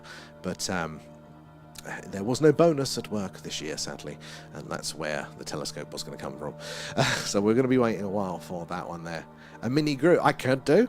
If you find me, I'm sure there'll be a file somewhere. I can't do the multiple colours, though. I didn't opt for that. You just pay materials and can print a glass. Oh my god, that's cool. I'm only just starting to get into the material stuff there, so that must be a pretty cool one to tackle that there. Star Knight, hello. Thank you for the gifts there. Appreciate that. It all goes back into the stream there, so hopefully it helps improve what we're doing here. But where are you joining us from tonight, Star Knight? Guys, if you are new here, the camera's moving. There's a little tilt point because this pan and tilt head is not very good. So it gets to a certain point, and as you see, the weight of it just pushes it down a bit more. So we're going to have to wait now for the moon to lower to get that in range. There you go, we've hit that point. At least it worked until this point of the night there. Yeah. So yeah, I would have loved to upgrade there. And the material cost of those things are actually very cheap. It's a lot cheaper than I expected there. Venus, Mars, Jupiter, and Saturn, Jupiter, Mercury will all align. Now, all the major ones basically there. Are we in on the alignment? Or is it just going to be from our point of view they're going to look aligned? Or are we actually in the alignment for that one? Riley as well, my camera that I have right now to see the moon is a Nikon Coolpix i8 330.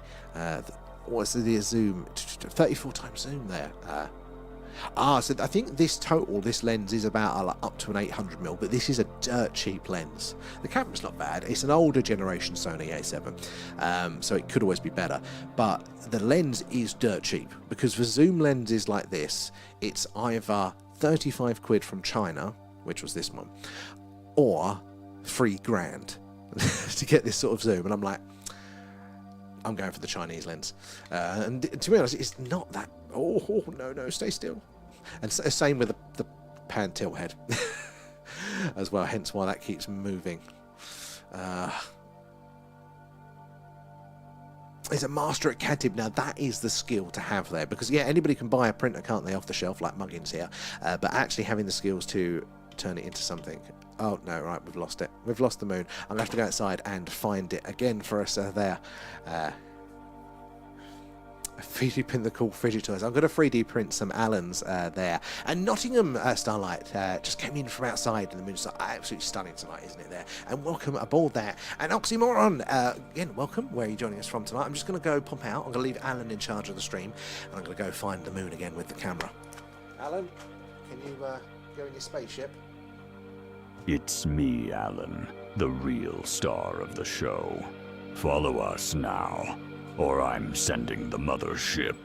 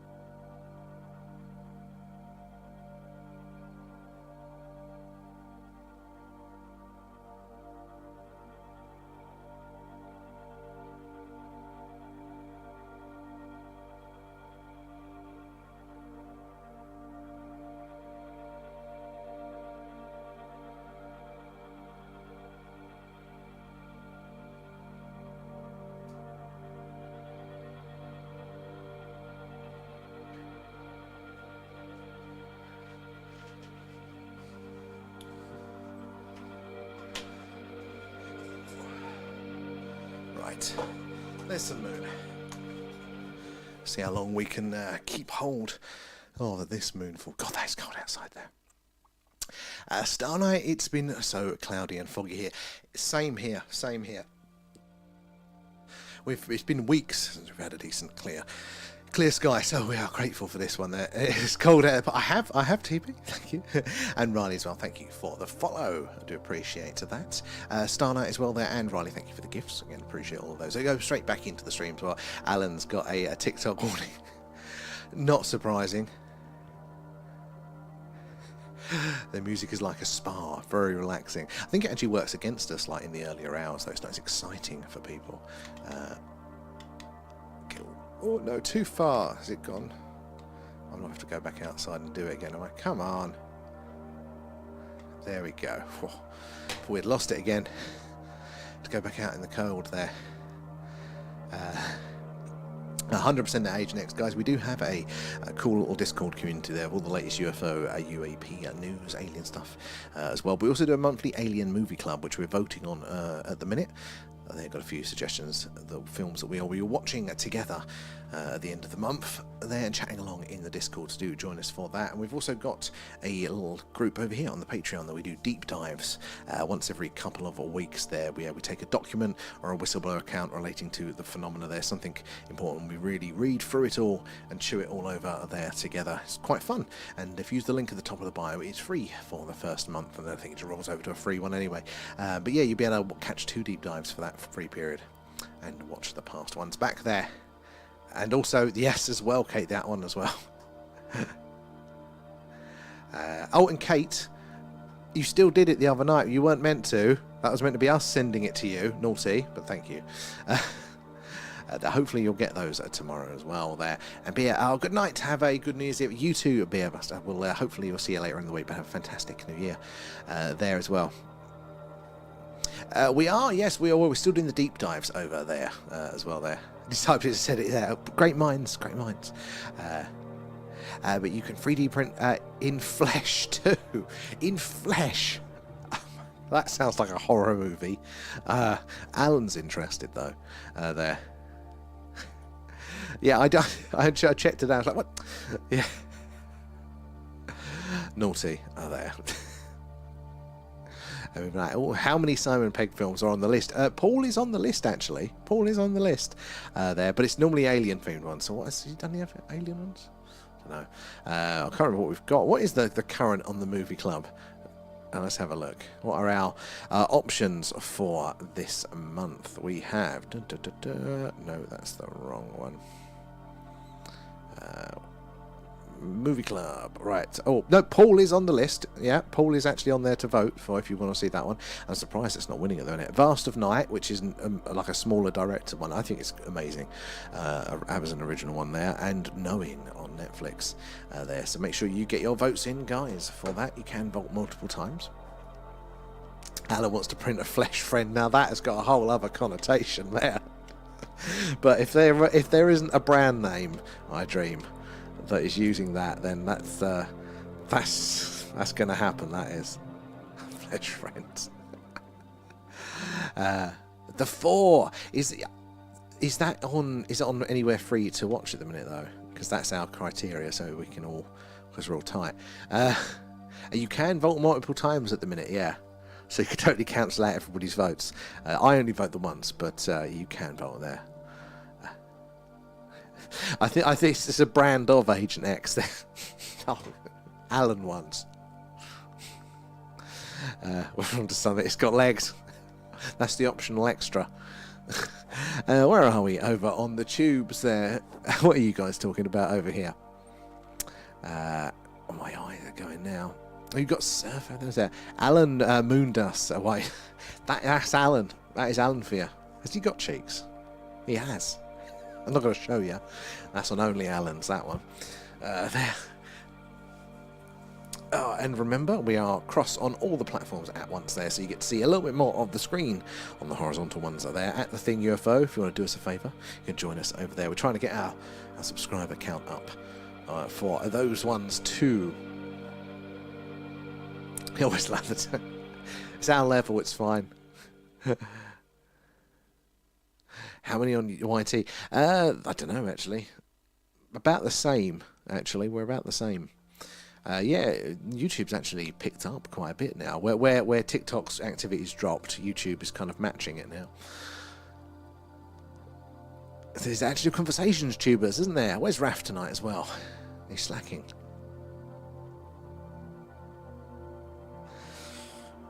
That one is the one that's the quietest, but it is also the one with ads, so they do put in a lot of ads there, which is frustrating. What is the weather looking like for tomorrow? I mean, I'm sure everybody's going to be doing something different, but I think we're going to be doing a slightly earlier one tomorrow, so maybe like 9 to 11, probably, something like that. Now, is it going to be clear, though? Give me... What apps do I use for the weather? Come on, think. Got about 3 different weather apps, and I hope that one of them has a positive forecast. Right, tomorrow... Oh... It is starting to roll in about 9, so we might just miss it. But, you know, it might be clear in the end, so, you know, maybe we'll get a sky watch or another moon watch in tomorrow.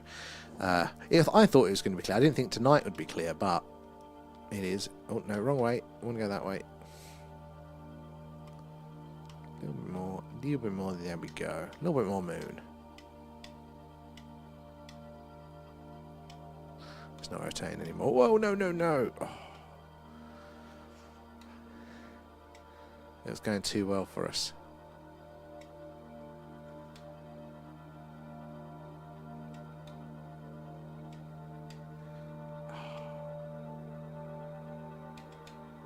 It's always cloudy in Yorkshire. Oh, it is 100% useless. There we go. There's the moon. We found it. Remote control moon. There. For about 10 minutes. And then clear all night. Clear all night. Well, normally for us, it's clear just before we go on. Then I go, I'm going to get the camera out. And then clouds hit. There. The gentle press. I've been trying it. It's been working better, but it's not perfect. Exactly. Where is V? Can't possibly be having a social life. We need to be here.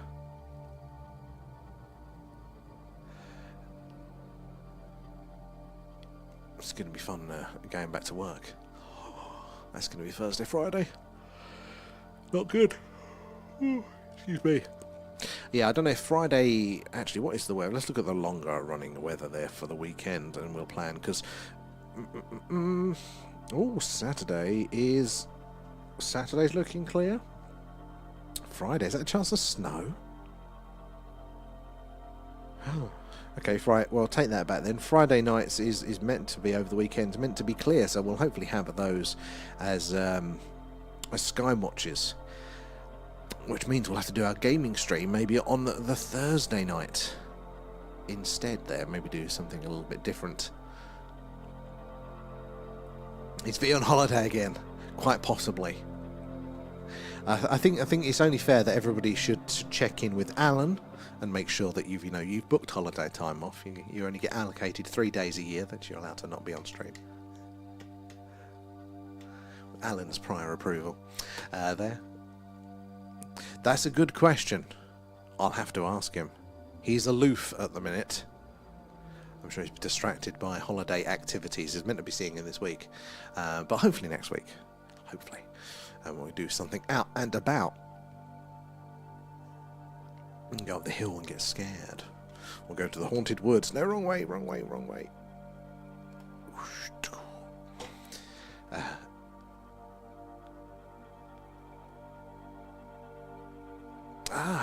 I live there. So is it? Yeah. So you'll have to. He's never responded to me before, but he's got obviously much more followers, so I can imagine that probably gets lost in his inbox. But I'm 100% up for seeing people if he's up for it.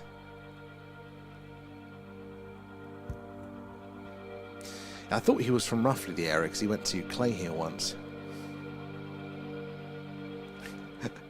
I'll try.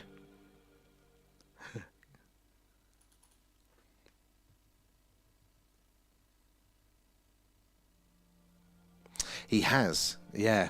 So I think he's distracted playing his pirate game.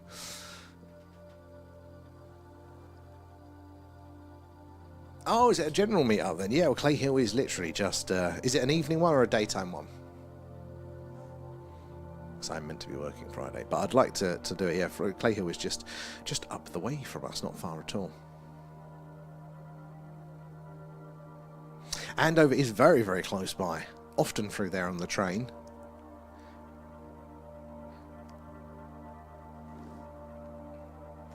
I think we're up to date over on there as well. Yeah, well, we'll have to do that over the summer, like where it's a lot darker later. Maybe we'll do a group Skywatch or something. Those later evenings. There we go. Let's get the moon back in a shot for us for the remainder of the stream there.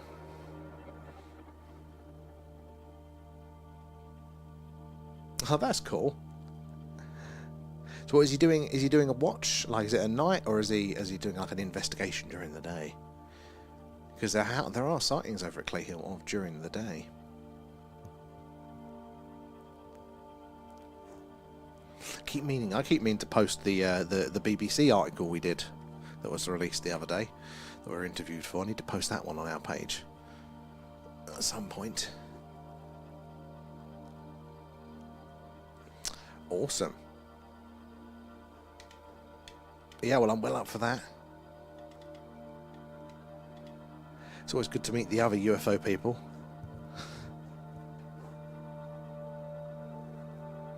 So they were doing a Warminster thing, sort of 60th anniversary or some 65th or whatever it is, like news article on it, and they got in contact and basically wanted an interview about the Warminster thing and the UFOs in the area. So that's where we get our name from. So yeah, we did an interview. I think it was cut down to about 3 minutes, but it was out on radio and it was on also as an article.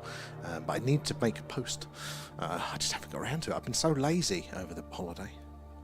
It's been a struggle to do bloody basic things. I need to whip myself back into shape, I think. There we go, let's get the moon in shot. I need to clean that lens as well. There's a few bits on there that are really annoying me. There. God, yeah, I miss driving. It totally gets in the way. Not having wheels, especially around here there. I think it's still up, but like it's up for listening again. It's on our Discord, but I will post about it so you can see it there. I haven't even listened to it myself though, because I just can't. I can't listen to myself. It's awful. There. Hey Marcus, how are you doing? Alan says hello. Happy New Year if we don't see you tomorrow as well. How have you been? Oh, thank you for the heart. I got a lovely moon tonight there. Thank you for the likes as well, guys. Oh, where are we? Let me just change this over. All right. No.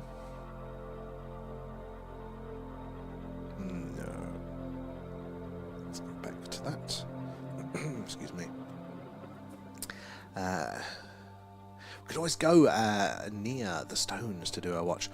That yes, that is on the list. So we do want to do like Stonehenge or something, because you can get quite close, can't you, to Stonehenge on that public footpath. So that is on the list. The issues is what's the connection like? What's the signal going to be like? And funnily enough, actually on top of the hill forts where we have been going, the signal's better there than it is in my house, all the way up on the hills. But yeah, I don't know. Some people say Stonehenge is pretty rubbish for signal, but it might be during the day when everybody's there that it's congested. At night we might be all right. But 100%, because there's loads of stone circles around here. So as long as they are sort of, you know, secluded enough from people trying to sleep as we're all acting like plums at night, I'm 100% up for that. Excellent, Marcus, and Alan as well. He doesn't get New Year. He says, why do we celebrate the orbit there? But I'm explaining it to him slowly there. And feed him. Oh, and thank you, Marcus. It's me. No, Alan, not that one. Thank you for the alien pets, guys. Thank you, Alan. He's forgetting himself there. The polite way of putting it. I always quite find it funny, because when we're doing the... I dream as well, thank you for the heart. When we're doing those live on location from the old Iron Age hill forts, right, the one that we like to do is technically, it's actually on military training ground there, but it is right on the edge of Salisbury Plain. And obviously you're quite high up and there's no trees or anything like that, so essentially you're on this top of this really high hill, as tall as anything for miles around. And then what we're doing is we've got the cameras and stuff, which you wouldn't be able to see, you know, from those distances, but we've got big infrared spotlights on us, so the night vision cameras can see us, and they're very bright in infrared. So I'm always imagining that the army's out there training on the ranges, looking up to the hill and going, what the hell is that glowing? Because they've got their night vision on, and all their helicopter pilots will have the night vision, so they'll be able to see this big illumination on top of the hill fort and just two plums standing in front of the camera, doing all of that. Just imagine what it looks like to them. And Thomas, you're right next to Clay Hill. Same here, so you must be a local. So we're Warminster way. So you're next to Clay Hill. That is awesome. Have you ever seen anything as well? And have you been a long-term resident? Because we're very new here. Very new, as in this year, February we moved in. So, you know, trying to get in Beckington. You know what, I don't know the local area that well. It does ring a bell. I have to have a look on a map. But yeah, like just getting in touch with the local sightings of, you know, what has happened and all that sort of stuff there. Have you seen anything yourself? Ooh, let's get the moon up into full there. Just, yeah, is the thing that's still going on. We've seen some things in the night sky, definitely when we're doing our sky watches, but like not yet anyway, like those really awesome sightings that people were having back in the old 60s and 70s or anything like that. They were quite dramatic there. Never seen anything, but know of a lot of stories there. Yeah, I think a lot of people feel like that. God, that camera's shaking. Similar to that, aren't they? But that's why we're doing this, is to kind of get the evidence and get the experience, because I'd never seen anything until we started doing this there.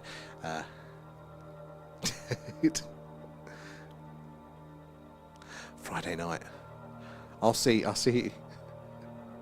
if Pete's up for it as well. Because we've wanted to do a live stream. We've got all the kit there.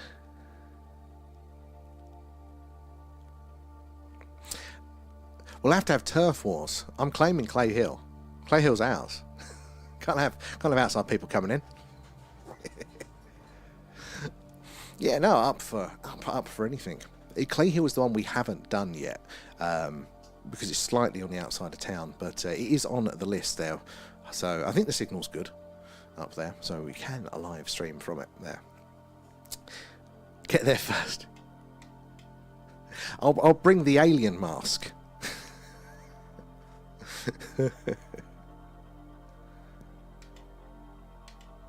Problem is, Clay Hill, I hear, is quite a dog to climb, and there's lots of like ledges, and I'm like, I've not got the best balance, let alone at night. But no, I'd like to. I mean, Clay Hill has been on the list for a while, and it's always good to meet similar-minded people. Yeah, I keep meaning I want to do it during the day first, so I've got like a bit more of a plan of it, but I just never get around to doing it. Climb it in the mask. Oh my god, I need all the oxygen I can get at those altitudes. I wouldn't make it like 100 yards. I can barely do the mask 10 minutes on stream. Can you imagine me? Be a sight to see. There's a dead alien down there. It's just me, I passed out. Fat ass rolling down the hill.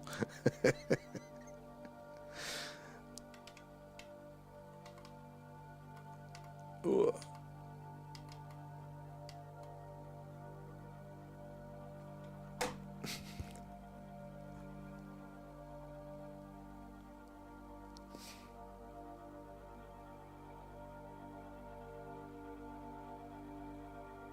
Oh, I want to hand him a copy of what? A copy of what?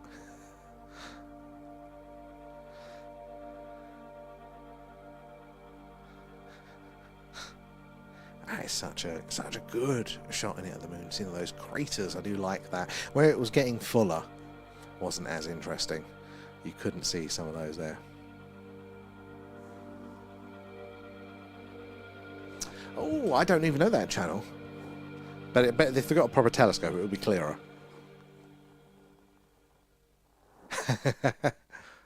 That's the best kind, passionate people.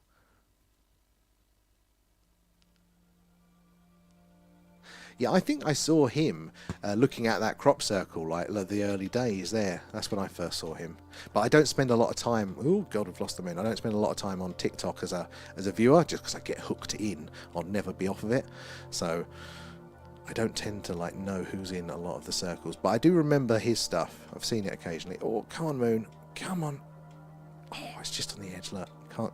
The motor won't go there. Oh, Shift by Thomas Godfrey. Oh, I don't know that book. Or is it a film? We lost the moon. He must be. I've got to get the vibe. It's this sort of area, Wiltshire way.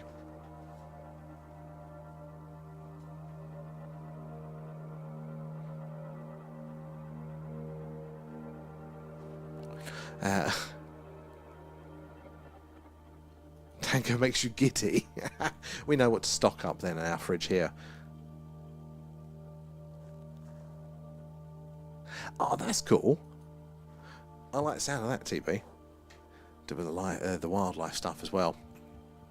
How do you find it with getting connections in those more rural locations? Is it normally all right? Is it strong enough?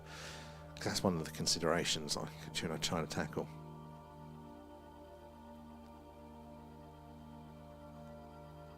Just went to the library.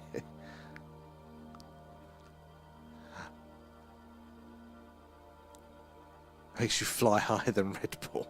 That's an odd reaction. I like it. It's a cheap night out there.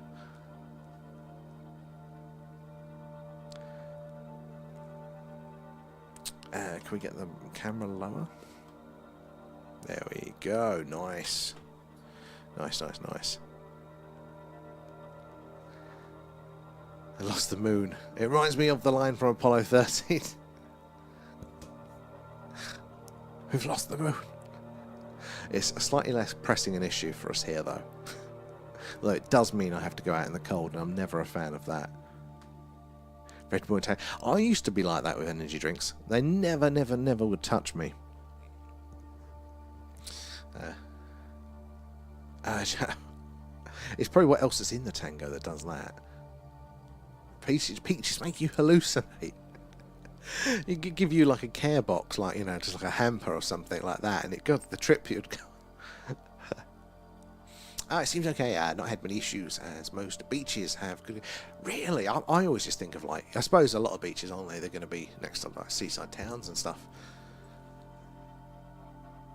Apparently it is. Yeah, that's what they have to give us, don't they? Basically amphetamines, don't they, for ADHD, which for everybody else is, you know.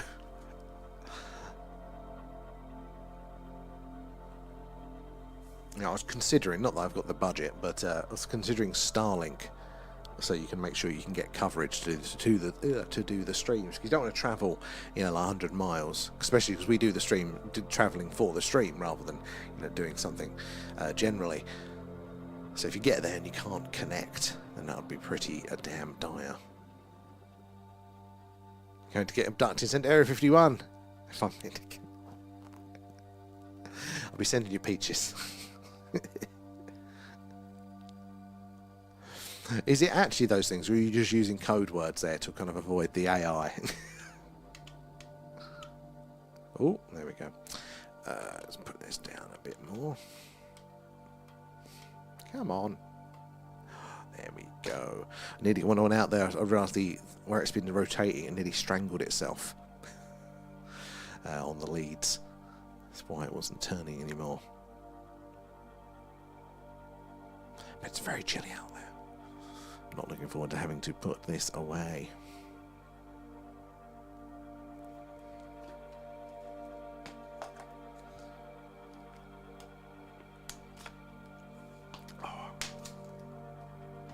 But yeah, we'll be on again tomorrow. It'll be probably slightly earlier tomorrow, so 9 till 11, I reckon.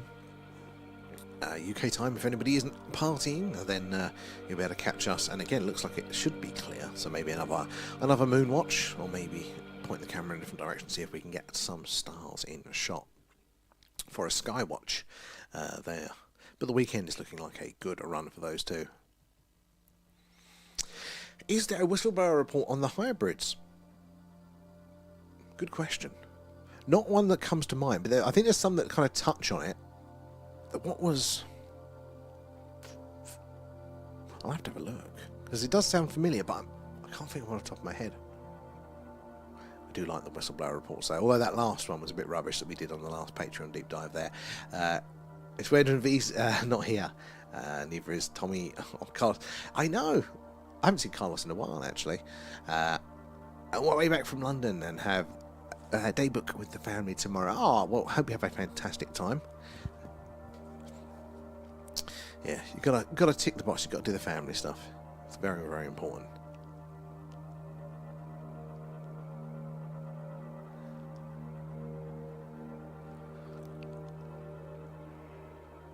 Excuse me. God, can you imagine if the moon suddenly becomes a bit more active with these missions? Imagine actually being able to, like these days with the technology we have, you know, potentially even, you know, see some of it with a very good telescope, maybe. I've not heard of Dark Angels TV show. Their extra present from me, Harry Potter and the Cursed Child. Oh, I haven't seen that. That does look good. I ain't cheap either. Was it good? Did you enjoy it, or did they enjoy it? Holly, how you doing there? And good to see you. And where are you joining us from in the world? Let me get the moon back into shot for us. Ooh, a little bit too much. Come on, moon, play ball. A little bit more. Oh, there we go. Liverpool, wait. Liverpool seems to be so popular. The last 3 people that have answered have been Liverpool. Have you, welcome. Have you ever seen anything strange in the sky there? How do you feel about the UFO, the alien phenomena? And Penelope as well, the Happy New Year to you guys, in case we don't catch you tomorrow for that.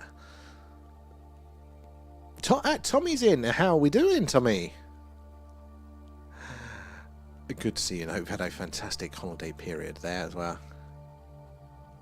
Ah, UFO Twitter Week. Love it. I'm not a big Twitter user. So, in fact, I'm not a big social media user these days. So I am like out of the sphere of what is going on massively there. So you're a big UFO, but love that.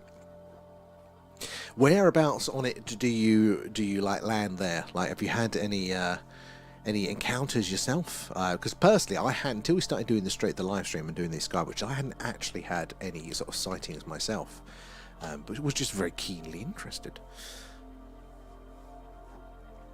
I don't think Tommy stayed in. I think he scrolled through there, sadly.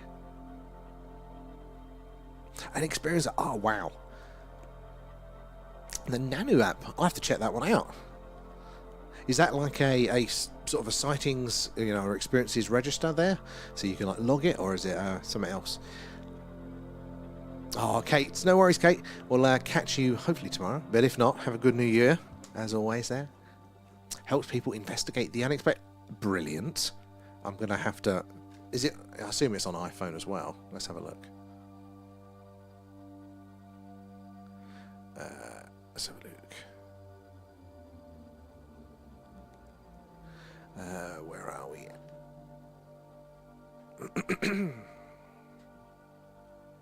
Oh, discover, discuss, disclose. Is that the one? Because that looks cool. There as well. Joshua, hello. Where in the world are you joining us from there tonight? Yeah, that looks alright. I'm going to download that one. Let's get that. That looks very cool. Thank you. That's brilliant. That's why I love this. This is cool. And thank you for the follow. Yeah, the more I think connected we are, it's something we talk about quite a lot on the stream, you know, the fact that we are so connected now, we all have all of these devices and things like that, you know, it's so hard, you know, for it not to come out now, you know, to just hear about the more experiences. Oh god, there we go, losing the moon. Yeah, to not hear about them, to not, you know, for that general sort of consensus to be raised there on the phenomena. Come on, moon. Always fighting the moon. There we go. We'll get there eventually. Amanda as well. How are you doing? Thank you for the rose. good to see you in. And Electric 8, hello from Scotland. Getting very active up your way in Scotland. Have you ever experienced anything strange in the old skies there? Thank you for the follow. We're all good. We're ticking over. We've got the moon. It's been a long run of Radio SETI streams, hasn't it? There. But now we've got some clear skies, hopefully tomorrow as well. But over the weekend is looking pretty good for us here. And if you are joining us for the first time, this is basically what we do. If it's a clear sky and the moon is up, we're doing this, the live moon watch here, looking for UFOs, UAP, and trans-lunar phenomena. If it's a generally clear night, then we do this. We do a live UFO, UAP sky watch. And we're based in Wiltshire in the UK, which is right in the heart of crop circle country and just down the road from Stonehenge. It's a really ancient and mysterious landscape here. And if it's cloudy, we do an alien radio signal hunt there. We've got a very large radio antenna and we sweep the sky, hoping to hear ET say hello, so make sure you're following and hopefully you'll get a notification when we go live there. TB off to sleep myself, but we'll wake up when you log off because I normally get the DJs. Oh my god, it's going to be noisy. Well, we'll probably be coming off in a couple of minutes anyway there, TB, but thank you for joining us again. And yeah, I'll hopefully we'll catch you later on in the week there as well. Oh, it's where you had your first experience on the chalk horse. I'm very interested in this. So I'm very new here. And speaking of Cosmic, hello. Is he going to stay in? Cosmic, good to see you. But yeah, speaking of yeah, like so the chalk horses. Let me get the moon back in range. So we've got one quite close by. There's a few here in Wiltshire. There's one in. I've totally overshot there. Oh, no, it's coming back now. There's one in Westbury. That's our closest one to us where we are here. But here we're in a little town called Warminster that had the Warminster thing back in the 60s and 70s, like a massive UFO flag. But I hadn't heard of it until moving here earlier this year. And I'm like, I'm moving to this town with this little history of, well, it's quite a bit of history of UFOs and UAP. I wonder if it's still going on. And that's kind of how we started doing the stream, kind of watching out for that stuff. We've seen stuff. I've seen stuff in the night sky, you know, but it's all kind of at a distance in the night sky. It's not necessarily really close by. So I haven't quite yet had one of those experiences, which, you know, I'd really, really love. I say I really love it, probably terrify me as well. But we occasionally, you know, take the equipment, the Skywatch gear, to go up on top of the old hill forts around here, and we do it live from those hills. And we did one the other week. I mentioned it a few times tonight, but I kept seeing these lights in the distance, about 100 yards away, and I thought it was a dog walker with a head torch, because it kept changing in height and stuff. And I don't know if it was just some sort of... It wasn't clear if it was an optical illusion or if it was like a closer by orb, but it really unsettled me at the time. I felt very vulnerable up there with that one. And Amanda as well, thank you for the gifts and feeding Alan. Nom nom nom, thanks guys. He appreciates that. It all goes back into the stream there.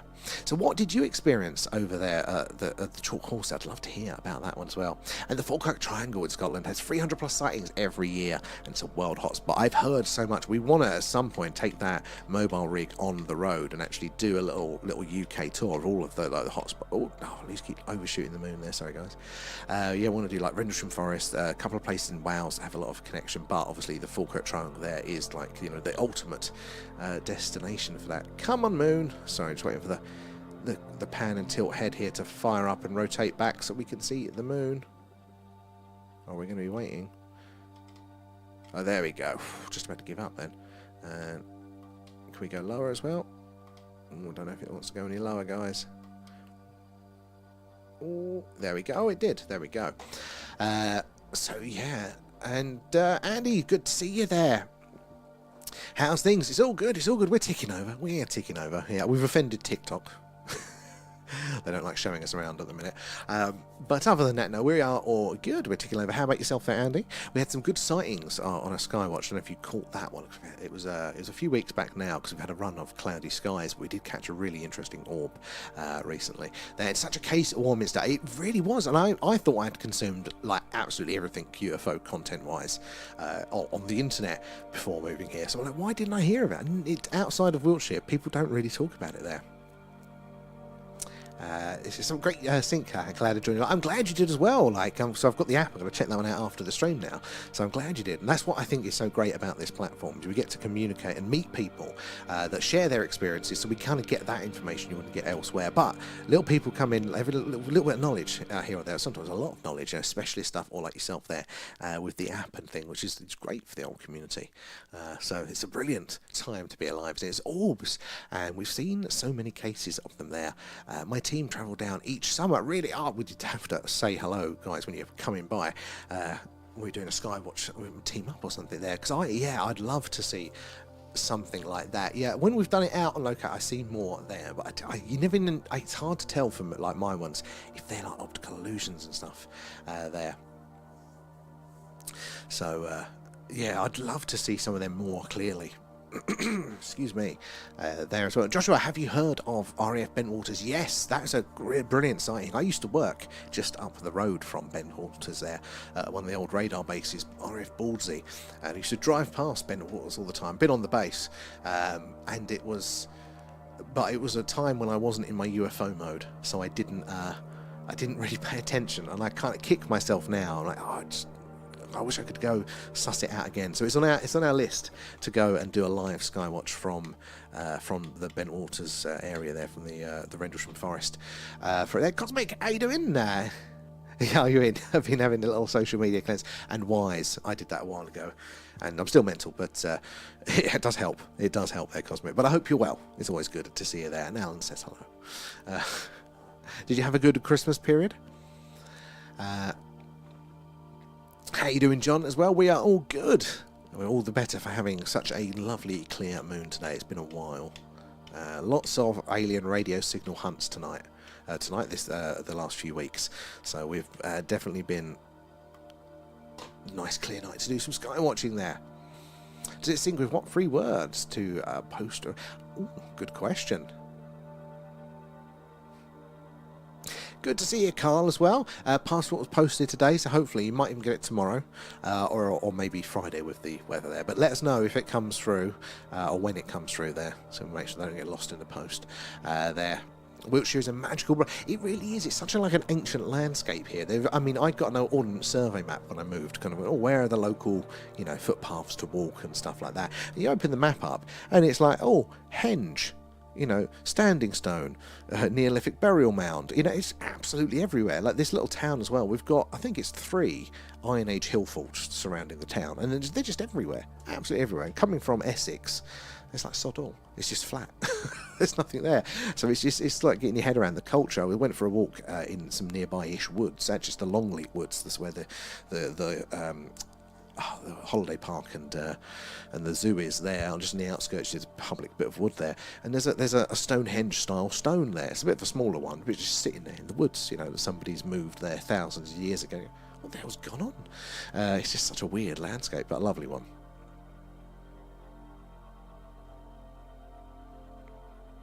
And also, Joshua, your mum lived on the base. Excellent. So was he there at the time? Love to hear about that. There we go. Oh, I'm up to date, guys. I'm up to date in the chat. That's a rarity. Right, see if we can get the moon back without overshooting it. I think we're going to be we'll be winding up soon for tonight. But see if we can get the moon in for a little bit longer there. But it's been a good one. It's nice to get the camera out, isn't it? Rather than doing the old radio signal hunt all of the time. Actually, you can wind that one down there now.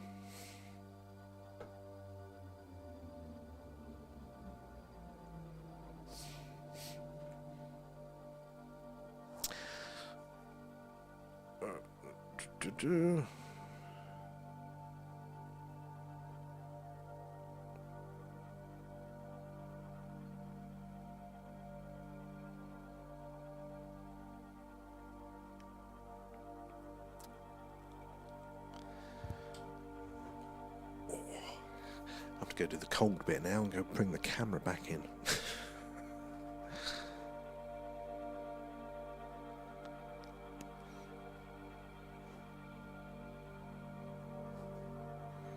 So where's the fun bit?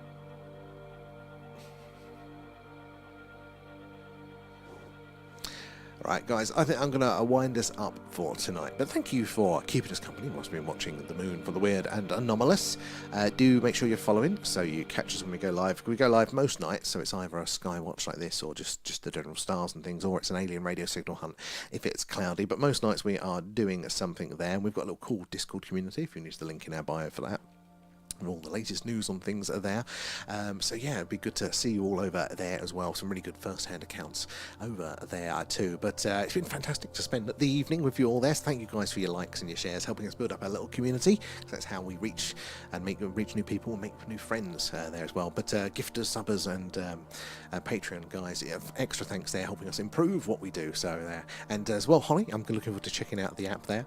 So thank you everybody so much for joining us tonight.